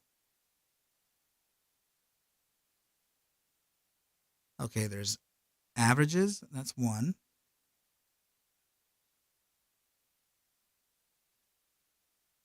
LRC 2, and reversion variant. Yes, there are 3 so far, and I'm going to continue uploading more and more and more.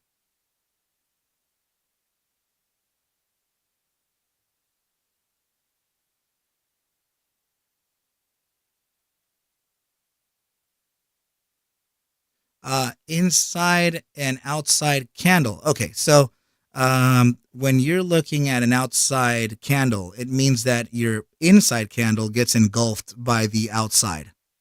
So, in this case, a bearish engulfing. But it doesn't always mean engulfing. It could be like this too. Right? So there is a potential strength to the upside or downside depending on the print of a candle that's stronger than the prior one. So you're printing an outside candle here. You're going to determine whether the upside or the downside is more probable based on your current position on inflection, right, or your pivot point. If you are at the top of the price action and you start printing outside bars, then that's potentially going to reverse. And if you're at the bottom, right, and you start printing some outside bars, then you're probably going to reverse to the upside. They don't happen all the time. For example, here, right, we reversed, right? So this trend is showing downside, right? So we printed an inside bar right here. This bar here printed inside of the prior bar, meaning that there's weakness to the downtrend. So we reversed.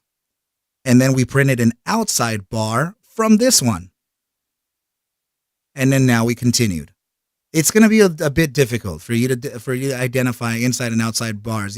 I would try my best to look at as many sources as you can to see how the inside and outside bars react to price action. It's only one of the tools that you can use. It's similar to using this looks like it's a shooting star here, right? But it kind of looks like a gravestone doji. So it's kind of like using like that, it's like, oh, that's a gravestone doji, potential weakness, so, and then, yeah, there was weakness to the market.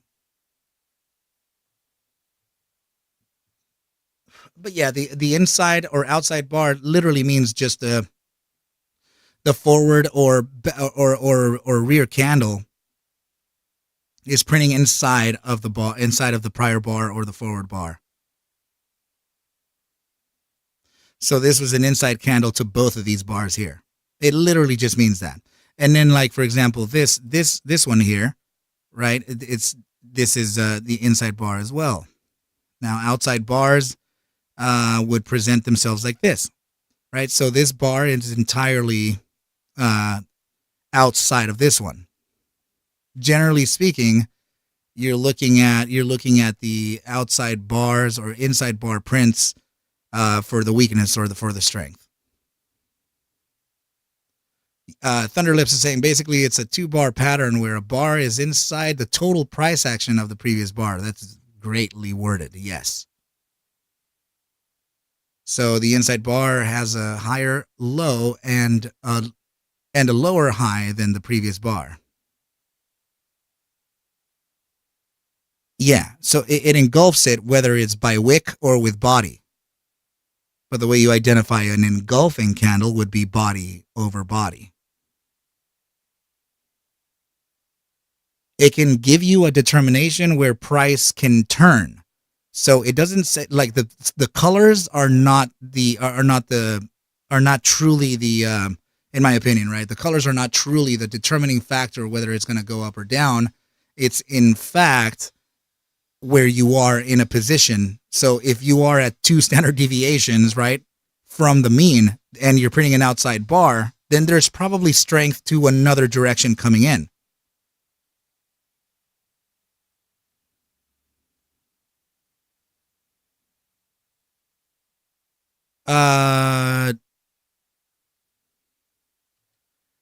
If if Buzzman, if it makes it easier for you, like, I'll do that later, right? Because you could, because you don't have access to the thing you said, right? I'm gonna have to go ahead and ask a bunch of the. I'm wondering why not many more people have actually told me about this. I speak about it every day. I'm like, become a member. I'm giving you scripts. I'm providing my scripts, and those. I say it every day. So yeah, I'm gonna ask if people can see the ABT scripts. I'm gonna directly ask.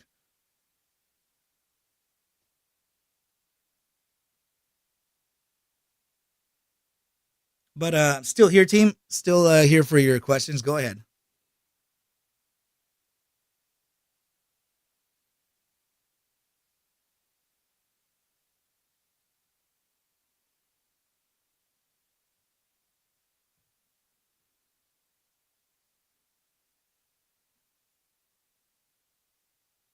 You said on a $100 stock, you would want to see a 50 to 60 cent before entry. What if the stock isn't $100? Is there a percentage we could use safely? I also talked about that right after it. So I gave you several ratios. I encourage you to look back in the video and really go back through that, right? Because I said something like it was on the fly. So I would really like for you to come back to that. So it was something around $100 to $300 assets being a 30 to 60 cent range.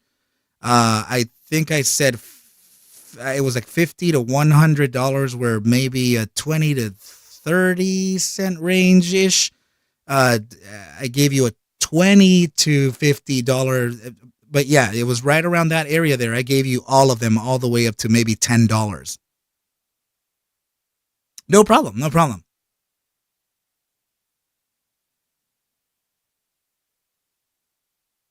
And whatever else you can think of, Danielle. So if you're trying to determine the bottom, you would have to use the tools at your discretion. So you're using, is there a moving average there? Is there a gap back in historically speaking? Is there a support range where, or a resistance where we created a massive pivot, where things went from like $100 to like $3? Is there confluence between those targets? Is the Fibonacci retracement, are you reaching a 618 or a 272?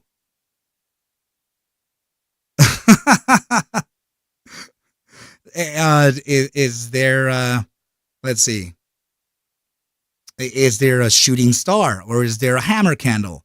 Is there a bullish or bearish engulfing at the top? Yeah. You would have to work for it. There's a whole bunch of things. That's why you don't use your. That's why you like. Are you at two standard deviations? Are you at the mean? There's so many variables out there. And is it the take profit for an inverse head and shoulders? Are you finishing or starting a shoulder, or where are you? There's man, it's infinite. The variable. But yeah, it's a lot of those things. You've been observing price the right way as the weeks go by. So as you continue collecting more and more information, you're going to re-gear your mind naturally and continue, applying those new learnings and restructuring your mind every week that we pass. So I don't know how your history was with price action, or if you ever had success in determining where price action can go based on analysis. But what I'm seeing so far in your posts are they're more or less working, right? So has that ever happened to you before?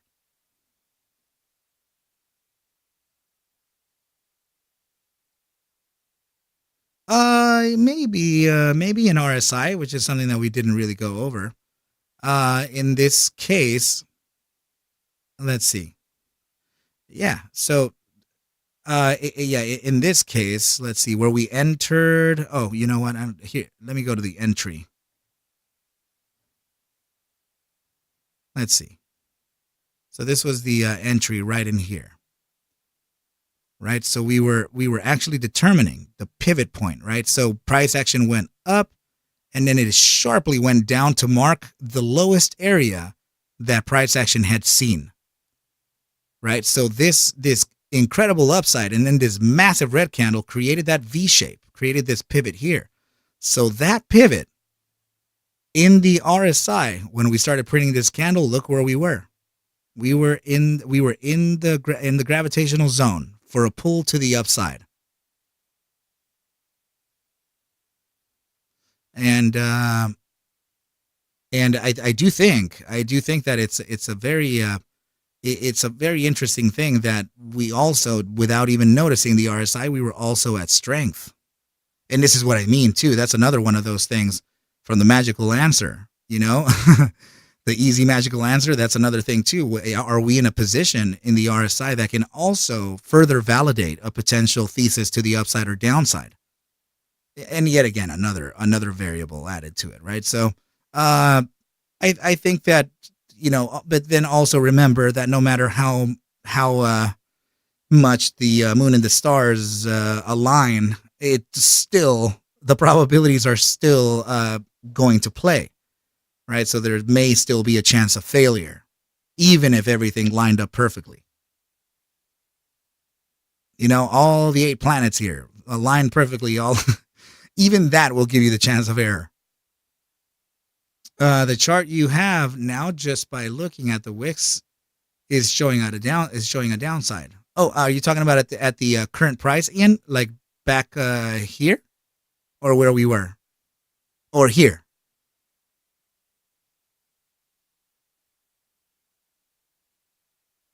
So right here where we are, right?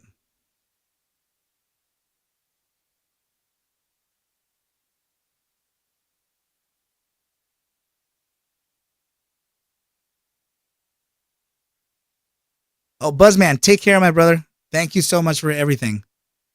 Oh, absolutely. You do remember that. You do remember it. Long wicks to the upside, weakness. Long wicks to the downside, right? You're starting to see long wicks here.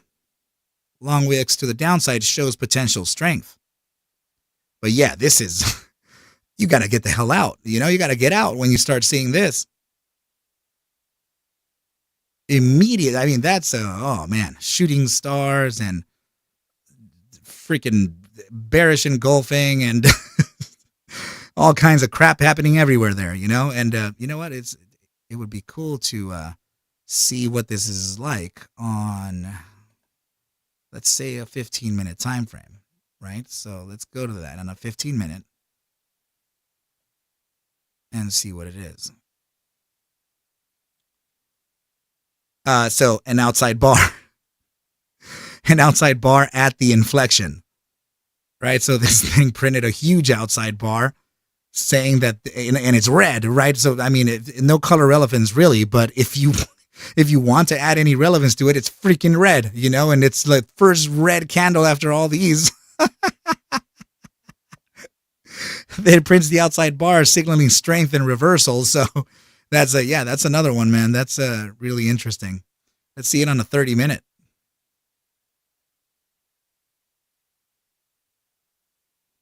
So 30-minute candle, in this case, I honestly think that it was just, actually, wait. Where is it again?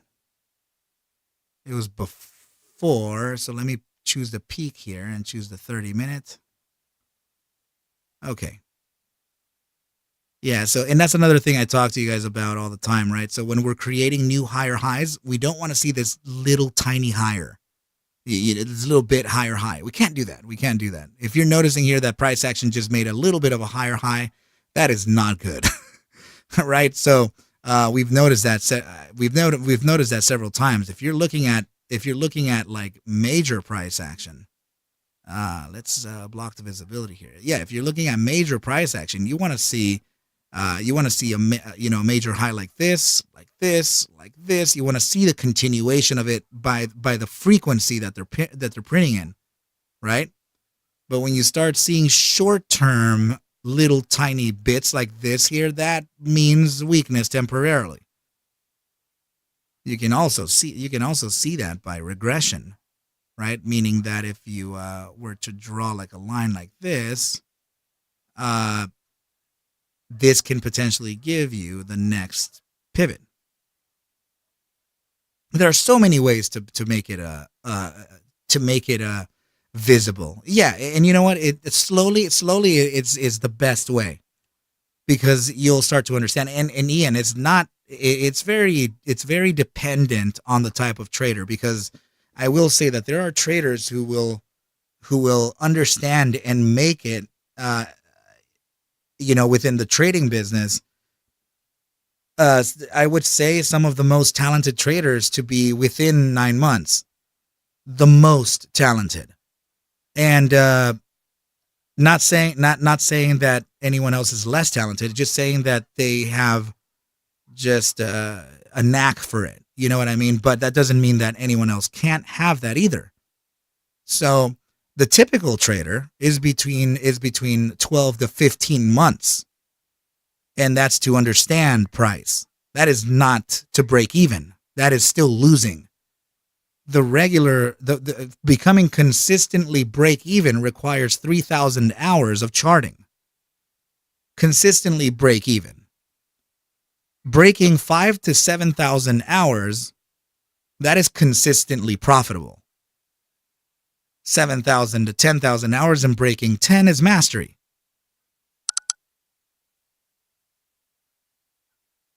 So, I think that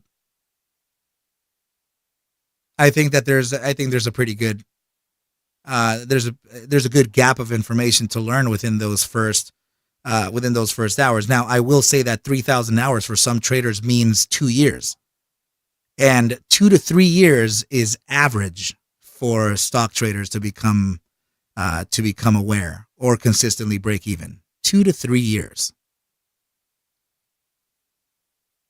I became myself. I'm an outlier. I will admit, I became consistently profitable at 9 months. Would you consider? Let's see. Would you consider ever have a block of time where any of us could share a chart and watch you pick it apart? Show us what we did right and what we did wrong. What we missed. That sounds great. Yeah. We share charts with each other, but we are not experienced like you. Yeah, so I think it'd be cool. So if you put up a thesis, I will dedicate a day. I will dedicate a day so that the master students can join me, and we can choose a few charts here and there, and we'll pick them apart entirely. But remember that it's not what you're asking for is actually something that OGG did all the time until he grabbed my attention, and he was a master student. He would say, Sensei, I got this, man. I got that. I got this. I just posted it up on the team. Please look at it when you can. Sensei this, Sensei that. And it's sad to say that what the guy ended up doing is to give me like $20 or something. He goes, and I felt so bad. And I'm like, oh man. I'm like, dude, I have to look at it now because I'm not going to say no on a YouTube donation or something, So he like forced me to look at it, and he pushed his way into it. He literally pushed the door through, and he demanded my attention, whatever the cost. And I felt so bad, but to pick apart his charts was quite a deal because, he would tell me, like, I just spent 4 or 5 hours charting this out. Can you tell me if my thesis is correct? And then he would laugh at this, but in 75 seconds, I would pull it apart and tell him how he's wrong. And he would be like, damn. He's like, how the hell did I miss all of that other crap?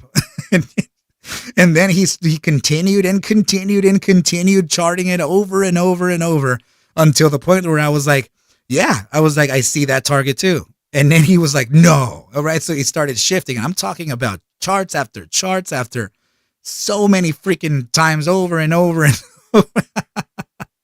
And then and you know who else did that too? It was Sebastian. Sebastian Lim would always, he would demand my attention by giving me like $10 or something. I'm like, oh dude, I'm going over the play. It would make me feel awkward because I can't, because how am I going to say no to that? That really sucks, So it's like, you just owned me with $10, you asshole, So I would have to stop everything I'm doing and stopping the play, and then I would go over his charts just like OGG, over and over, proving him wrong. And you know what? I think it was a good thing too, because they were also forward testing me without even knowing, or if they intended that to be or not is not the question. Is that I was being forward tested no matter which way they looked at it, because I tell you this. OGG asked me to take a look at Solana and his charts about 2 weeks ago. And I told him in about 2 weeks, we're going to reach this target here. This is going to be this, and this is going to be that. There's a high probability of this happening. So he called me yesterday and he told me, dude, guess where Solana is? I'm like, what do you mean? And he goes, guess where it is? I'm like, I have no idea. I was like, I don't even know the last time I tracked it. He's like, I asked you to track it 2 weeks ago. And I'm like, I don't remember that, man. And he goes, well, you said it was going to be at 106.48. He goes, you were like a cent off 2 weeks earlier. And I told him it worked out. That's great. It's awesome that I'm so happy that it worked out.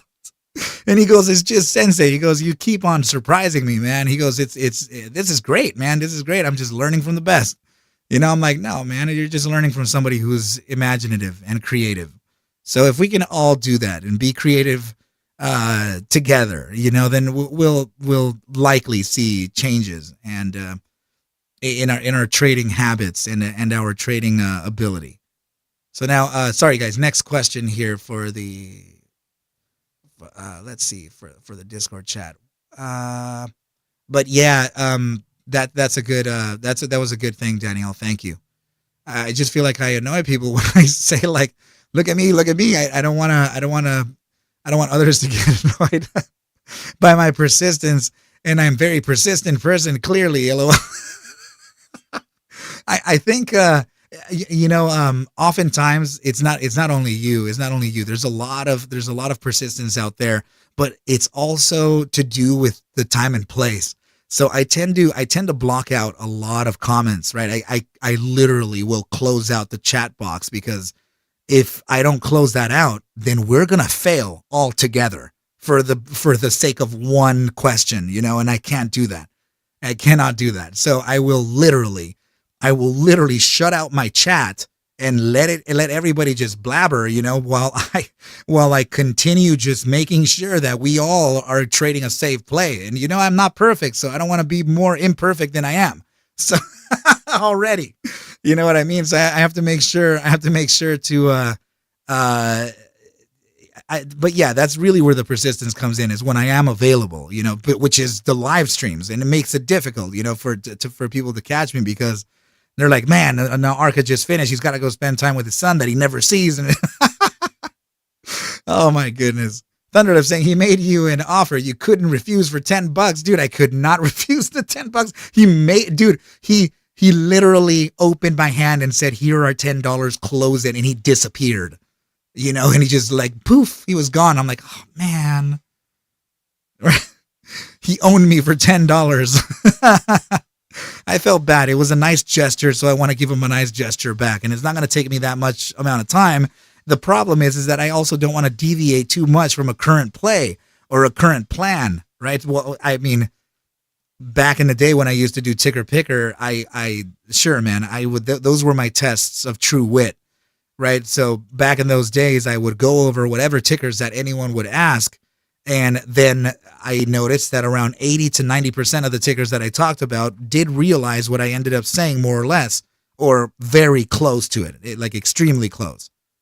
So I wanted, in reality, that was my way of starting the ArcaBulls like a hit rate, right? So I wanted to see if I can gain more followers and more members by hitting their targets that they wanted. So I did that for a while, but I realized that was taking away from my own play. And a lot of the tickers that they chose were just tickers that I would never, ever consider trading. So I had to stop. I had to stop looking at that as much as possible, because if I'm calling your play, imagine what would happen when I call my play. Well, you just freaking saw it. We just dipped 60 points on Tesla, I want to show you my true ability. I want to show you my true power. Don't give me the ticker. Let me give you the ticker, and then when I give you the ticker, you'll see what an explosive move that'll be. So, you know what I just realized? Holy crap. Guys, no way this happened. Guys, in my distraction when we were starting the lesson, I guess I made week 9 public. Buzzman, he didn't say nothing to me. He's the first one to comment. Mark Roach, what is up, dude? Are you still in there? There's a few watchers. There's a few viewers on YouTube. Oh my goodness. Mark Roach, buddy, good to see you. Anil, hello to you. Hey, Chuck. Oh my goodness, man. Tarvik, what's up, man? Sorensen, did you backtest the ticker picker? Yes, I did. I did. So I had a 80 to 90% hit rate in there, man. And the 90%, I'm saying 80 to 90 because because of the variance within earnings seasons and macro data seasons, right? So those I tend to show lower percentages during those seasons because of the uncertainty in the market. Of course, we don't know. So I would reach some weeks of like 68% probability, 72% probability, but then when we were in the clear, I was just all the way like 90%. I hit 95 sometimes. One week I hit 100% of every single one that they asked. Dude, I know, I totally know that it was a joke, but dude, I promise you, that I had to statistically back myself, and you'll hear this from a lot of professional traders. They'll have their own stats.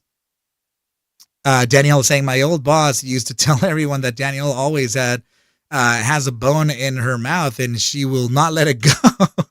She stands on my desk basically saying, listen to me, and that I do it until he'd yell, go away, LOL. But he also told people that is Danielle that Danielle gets things done. She is persistent. Oh my God, you're live on YouTube right now too? Yes, I am. I guess I didn't know. Right. So we now they have another sample here of the master's course, right? So in fact, it was also titled incorrectly. I started answering the question that Ian had, and I guess I didn't change it. So it's actually track 3, week 9, right? So let me just go ahead and save that right there. Oh man, Mary, you know what? I didn't even pay attention to any of the comments coming in on YouTube at all, of course, because I wasn't there. Right now that I'm clicking my browser and I'm like, what the heck is this? I'm like, why are there people in there? I'm like, guys, did you want to just go into YouTube? Like, you can do that too if you want. You know, I could have just given you the link, but then it says public. Oh my goodness. Actually, let's see. Sorsen is saying actually the high end interaction is not a bad visibility for people to know. Ah, yeah. Yeah, man. I think it's cool to, especially these courses, man. It's such a it's so much detail that I go into here with the master students, man. So just just to show you how, I mean, this is week 9, for track 3 out of the 17 weeks. So we're smack in the middle here, man. So it gets complex. It's starting to get like real here, for executions. This is executions weeks. Yeah, and right when we're getting ready to put the practice in. So this is a critical time. Now let's see. We just got to see my persistence firsthand. Nice. When the others have had their questions answered, I'll be grateful to get your thoughts on CHRS. It's a long. It's a long. I've been in with recent position catalysts and many more in the cards, but I'm becoming increasingly concerned that it could collapse before. Well, okay. That could be a shakeout. Sure. I have mapped 2 scenarios. So for the good and bad, right? Okay. So let me see. Hold on.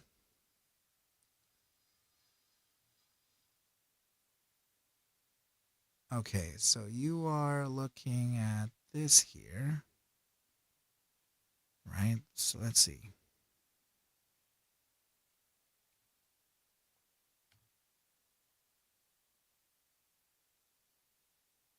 This is the 4-hour time frame.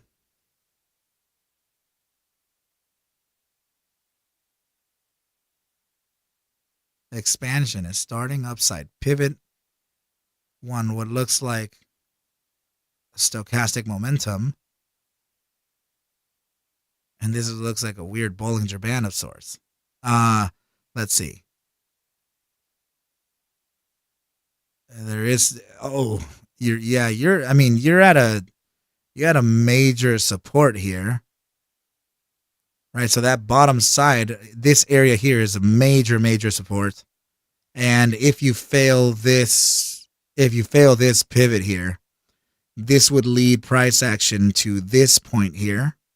which would then naturally lead price action to the main area. So this is primary demand down here, right? So if it, but there's a shift though. There's a shift. I'm curious to see other time frames as well. So let's see here.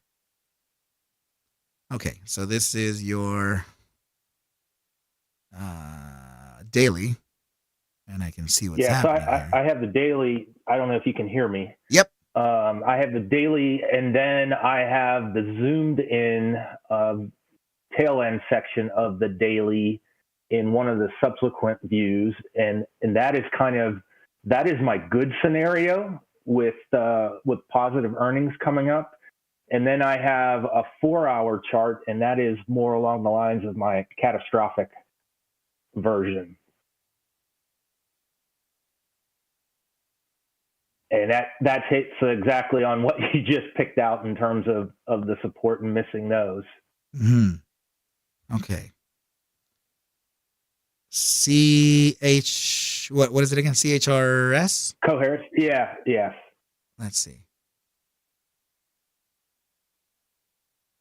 Let me put this elsewhere. And it almost looks like over the last 2 or 3 weeks, the company, the way it's been done, it almost looks like the company has been dumping shares into the supply. Yeah, it's very to very carefully control price, but to probably to raise cash, and that's one of the concerns I have on the negative side of things. Although they just had a deal for 170 million cash that hasn't hit yet. Okay, let me observe this from my perspective. Let's see. So,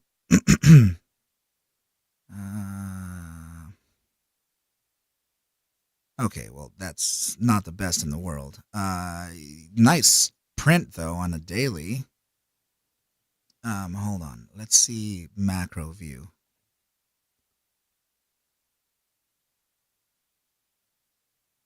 Critical support, man. This is very, very critical. Let's see.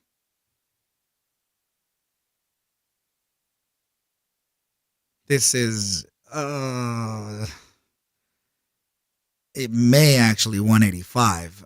The reason why I'm saying this is because you still have 6 days to close the biweekly. The biweekly time frame still has 6 days to close, and you just came back to validate your EMA 9 and SMA 10 as guidance for a downside. And I say this because this would be your reversal formation. So this, if it fails 184, then 143 is very, very likely. But this is already kind of giving you the potentials of a reversal, and you can see that with declining volume. So this means that there is no interest in buying the stock right now. In a macro view, no one cares. It's dropping because it's dropping. So let me see the daily.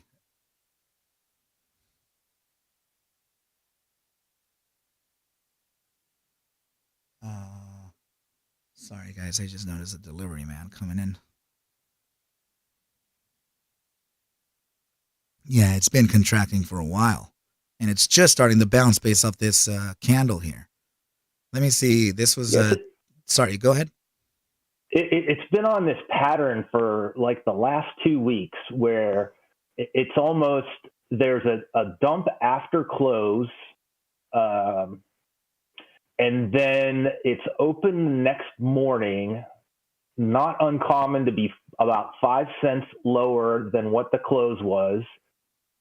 There's very typically like a 10 to 15 cent drop right out of the gate with dumps, and then you fight all day long to close about 5 cents lower. And that has happened like damn near every day.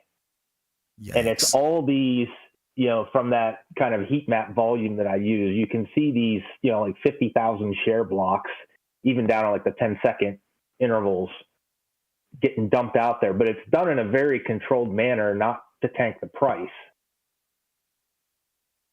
That's very interesting. You know what I'm noticing here as I trail back? That whether it be the effort of one candle or two candles dailies, you need on average 7 million in volume to make a reversal. So this here is 3.5 plus 1.5, right? So it's very close there. Here this is 7.28 million. 2.69 plus 3.36, 7.3 million. Let's see. Yeah, 14 million on this one. Two back-to-back 14 million, and you're currently at 4 million. So that next candle may start showing symptoms of recovery, but I will say that that's volume is relevant to the downside and to the upside. So this, there could be a huge shakeout and then a push like this. There could be a huge shakeout here and a push to that upside. So 184 shake and then recovery. The only thing that I don't like here is the fact that it came, it a dead cat here. It invalidated the dead cat, and then it continued to a new high, but it reversed all the way to validate this point here, which it didn't create a new higher low. Yeah, and so within that, we got an FDA approval, and then there was also a sale of a product for 170 million cash, and we didn't see a whole lot of positive movement out of that. For the short term, no. But that's something that's going to benefit the asset maybe in a year. So we would have to determine what fundamental data releases are more effective. Yes, Daniel, it was sort of a three black crows. There's another name for that too, but yeah, we would have to determine and back test how many times similar catalysts have been introduced and what price action has done from that, and also back test other assets within the biosciences sector to see what happens within those catalysts as well, and that will give you an overall answer as to what the upcoming catalysts can do for the price action at this point. So I would encourage you to look at similar CHRS tickers, because if you're catching here the potential of a reversal, you may be able to see the reversal before it happens through the means of other biosciences assets.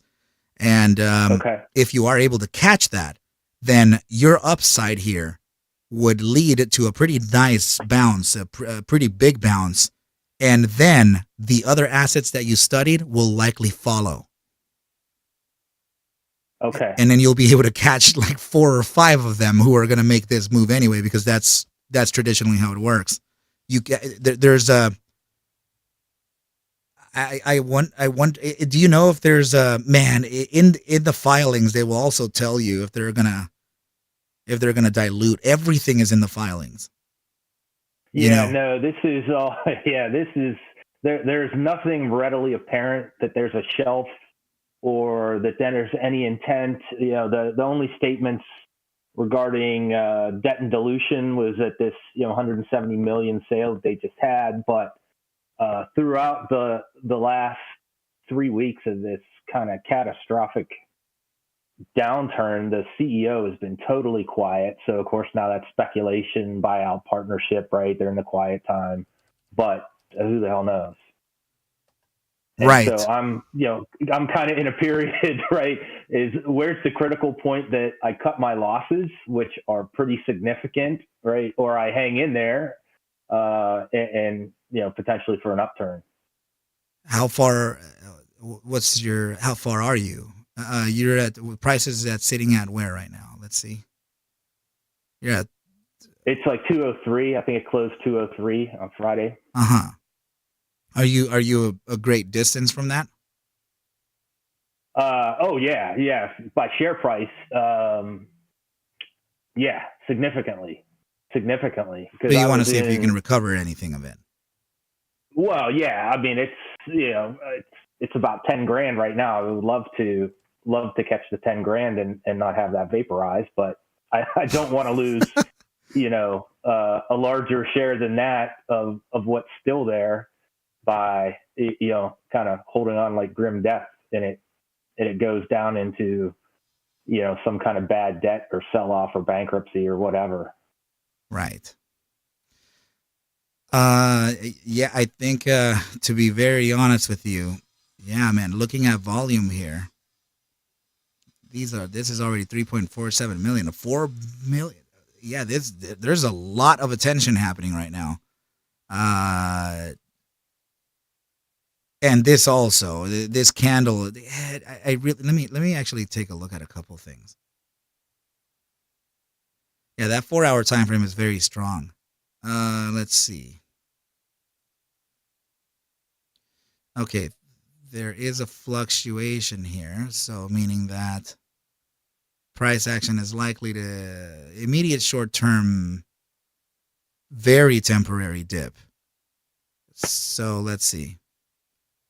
30-minute time for. We're looking for the RSI to find support from the SMA 14. So let's see the hourly and bi-hourly. Okay, there's the hourly. It's at the gravitational point. And that may face a bounce. If it fails that, then you have your bi-hourly. And let's see. Yeah, so the 1 hour, let's see, the 30-minute is suggesting downside from gravitation, very likely to fall slightly into the zone here, which would then cascade into the hourly and the bi-hourly for a potential drop, like kind of like this here, and then it recovers, right? So you would slightly move below it. The bi-hourly time frame would overall catch it and then make its way up. So there is a potential for a very short-term downside, and I'm biased towards, first of all, the break of the $2 level. It's a break of a solid dollar, a whole dollar. Breaking the 199 would just mean that you would find another support again right at the 196. But yeah, I think there's something brewing here, because because of the hourly time frame. This upside pivot is still bleeding into the bi-hourly with upside, which has the 3-hour with an upside, which has the 4-hour with an upside, and all of it with expansion. So let me see your 8-hour. Yeah, this is already starting to kind of shift here on stochastic momentum. You're also coming out of contraction, with an upside pivot. 12-hour time frame also has an upside pivot coming out of contraction. There is a setup here. There's for sure something here. It's hard to read it because it doesn't have the most, it doesn't have like the most historical like pressure ever. It's not historic, like the type of upside or downside that it can face. It is just telling me that it has a potential for something coming. And it's likely in the next week. And you said there's things coming in next week?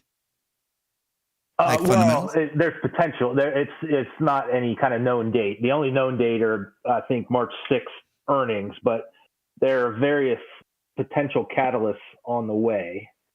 Just, timing's unknown for those. Got you. Okay. All right. So, yes, if it almost feels like someone knows something and they're starting to load it. And if it does have an upside, then that let's see. Then your 12-hour time frame is what to back test here. Volatility versus momentum. And damn. Yeah, it's not. I guess it's not so bad, right? So you would backtest contraction to expansion. So just to give you a quick little, there's no way I can backtest all of this like in just one shot, right? But sure, yeah. Let's just kind of see like how many it looks like, by just grabbing a few, as like literally as fast as we could.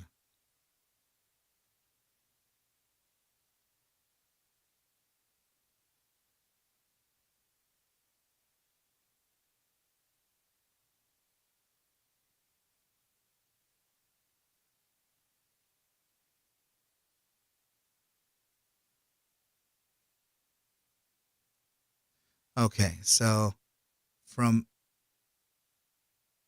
let me just finish off this page here.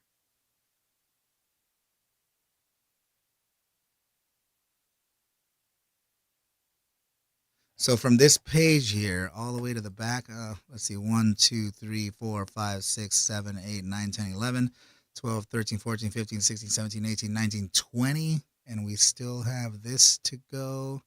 Yeah, this will probably be anywhere between 100 to 140 iterations, and you will absolutely get a great read for what this is going to do next.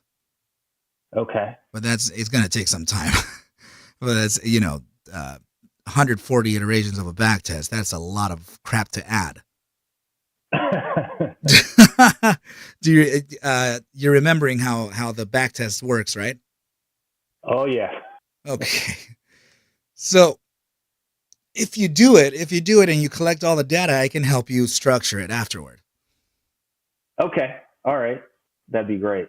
Yeah, I'm not going to leave you alone through this, so just add all of your iterations here, right? For what you're trying to test here is the expansion of volatility and seeing how far price moved upward, despite what stochastics mean or say. So just test the upside of volatility and measure that. So remember the points of invalidation and the points of either price, the highest price, or invalidation, whichever comes first. Okay, sure. And then from there, we'll continue structuring it, and then we'll create the data sets and all that stuff, and then we'll move forward. This is great. This is a great thing too. Thanks, ARCa. I really appreciate it. In class, thank you so much for letting me use so much time. Oh man, I'm sure the class appreciates you too, brother. Ian saying, ARCa, you rock, my guy. Your help is invaluable.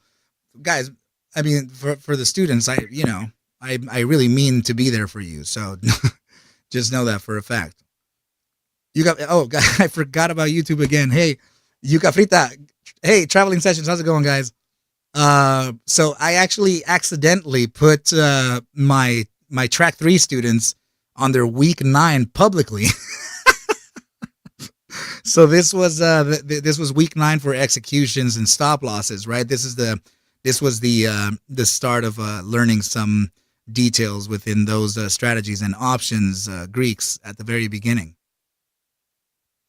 Yeah. Oh yeah. Oh yep. We definitely will. There's that thing again. We definitely will look at meta. So Yuka Frita saying, so this is YOLO, sell my house and children play? No, sell my house and children? No. I don't think it's going to be that exponential. I think this probably has it probably has a shot here to create, I don't know, maybe even I would say probably a $1 to $2 potential move, or if you're looking at deeper, maybe $3 to $5 if it does like a upper bound of the third standard deviation type of thing like that. But to be honest, we may be. Let me see where we are as a reversion. I mean, 2 standard deviations from this bottom side, which now that's another thing that's showing up, right? It's just that we are. Let me actually pull up the new one, the V2. Yeah, okay. So yeah, we're at or around that 2 standard deviations on the 12-hour time frame, and we're already getting blue marks here that were critically contracted, right? So these are the points to where we usually revert, where we revert to a mean. We can create a mean reversion here, and from this $2 mark, there is a potential 60 cent growth here, which otherwise would be equivalent to 28% increase from the current price. But you can always determine how far up this can go by using the third standard deviation as well, right? Which I think, Sure. Okay. honestly, it'll put you around $2.80 to $3 around there. But I'm not sure. I'm not sure if the data supports that, because the data may actually give you a higher number. Yeah, I mean the longer play really is big pharma picking up its oncology that's just gotten the FDA approvals. Ah, I see. Very cool. Very cool. But yeah, man, let's work at this together. I wanna try and help you as best I could. All right, great. Thanks, ARCa. Sure. Awesome. People J, are we going to be, yeah, and anyone, what is the TV shortcut to create a vertical line? Alt V or Command V. So that would be it, hover wherever you are, you Alt V. And the Alt H is your horizontal.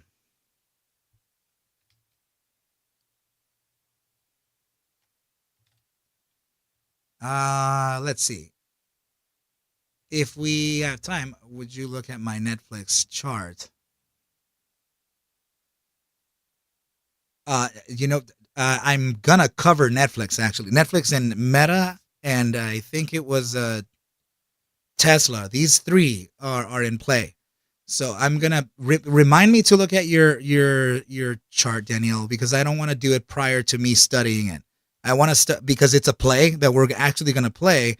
I want to make sure that I can give it my whirl first, and then I want to look at your chart compared to what I said, and then from there you'll also be able to see, oh, you know what, I didn't notice that, or I noticed this, or he didn't notice this or that. But yeah, please remind me, as I will like to see what you're doing there. But it is a play for us, so I want to make sure that we're all safe too. You got, oh, and that's right. You are right. That is Nvidia. Nvidia is another one too. So yeah, those are the 4 plays I am looking for. Come Monday. Those are huge movers. I mean, Nvidia just never stopped. That thing just went and went and went. It was ridiculous, you know.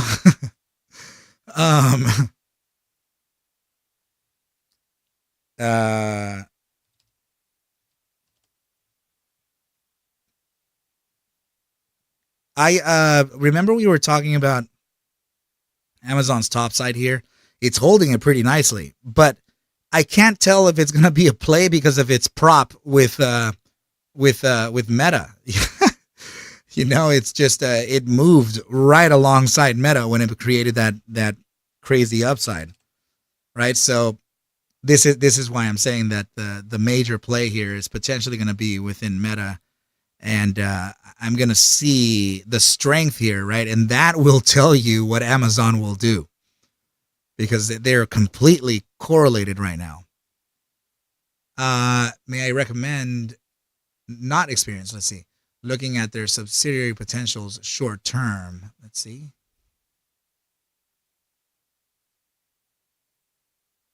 There you go. Yeah,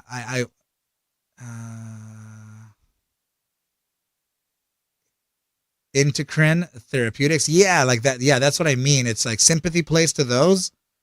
If CHRS goes, then that would more than likely go. So then what you would do is start to study the chart of the upsides versus the downsides, CHRS versus Integrin.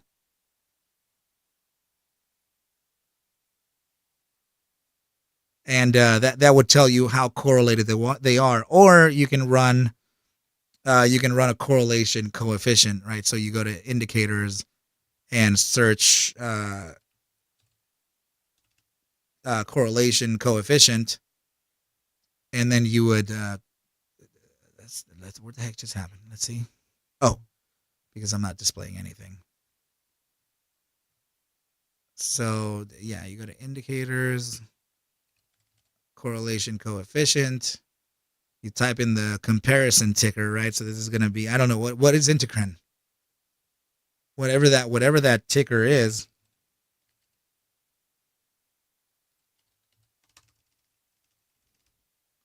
Yeah, I don't know what the symbol is, but yeah, whatever that ticker is, compare it. Kill it, brother. Kill it.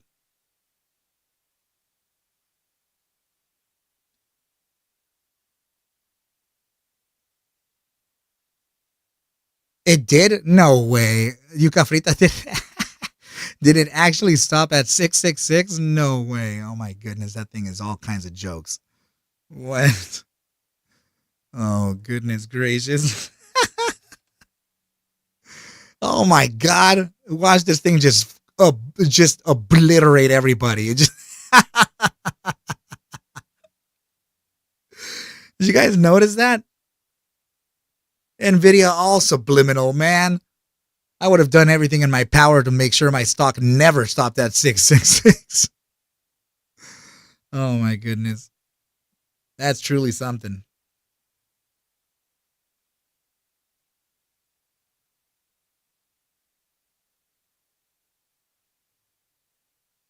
But yeah, team, keep your master students, keep your questions coming in if you otherwise the session is over, class is dismissed.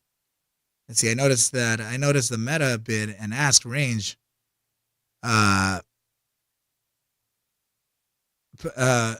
put to strike and break even price was too big for me to get share. Oh man. Yeah, that's one thing, right? If it gets a little too wide, that just means that there's so much volatility, right? So your spread will naturally widen. Thunderlips. I'll see ya.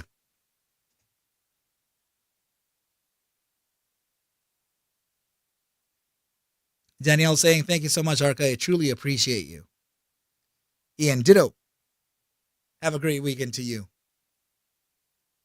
Have a great weekend, guys. So I think we're good.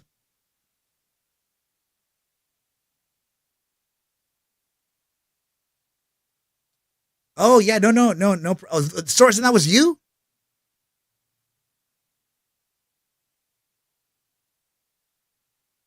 Because your name is hidden here. All I see is like S dot. See you, Cyber. And I always know you to come in YouTube with the green label. You know, so you always show up as green. I'm like, Sorensen.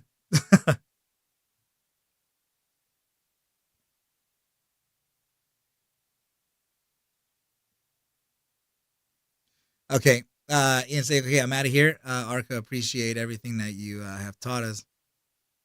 It taught me to date. Oh, you got it, my brother.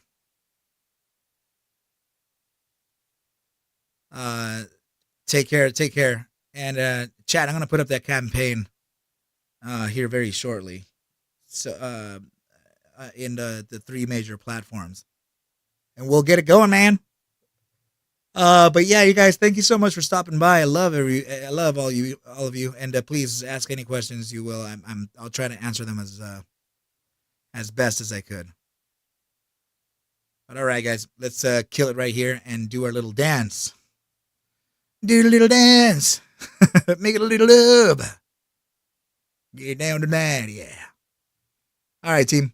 Take care, you guys. Be safe, be well, and big time adios, right?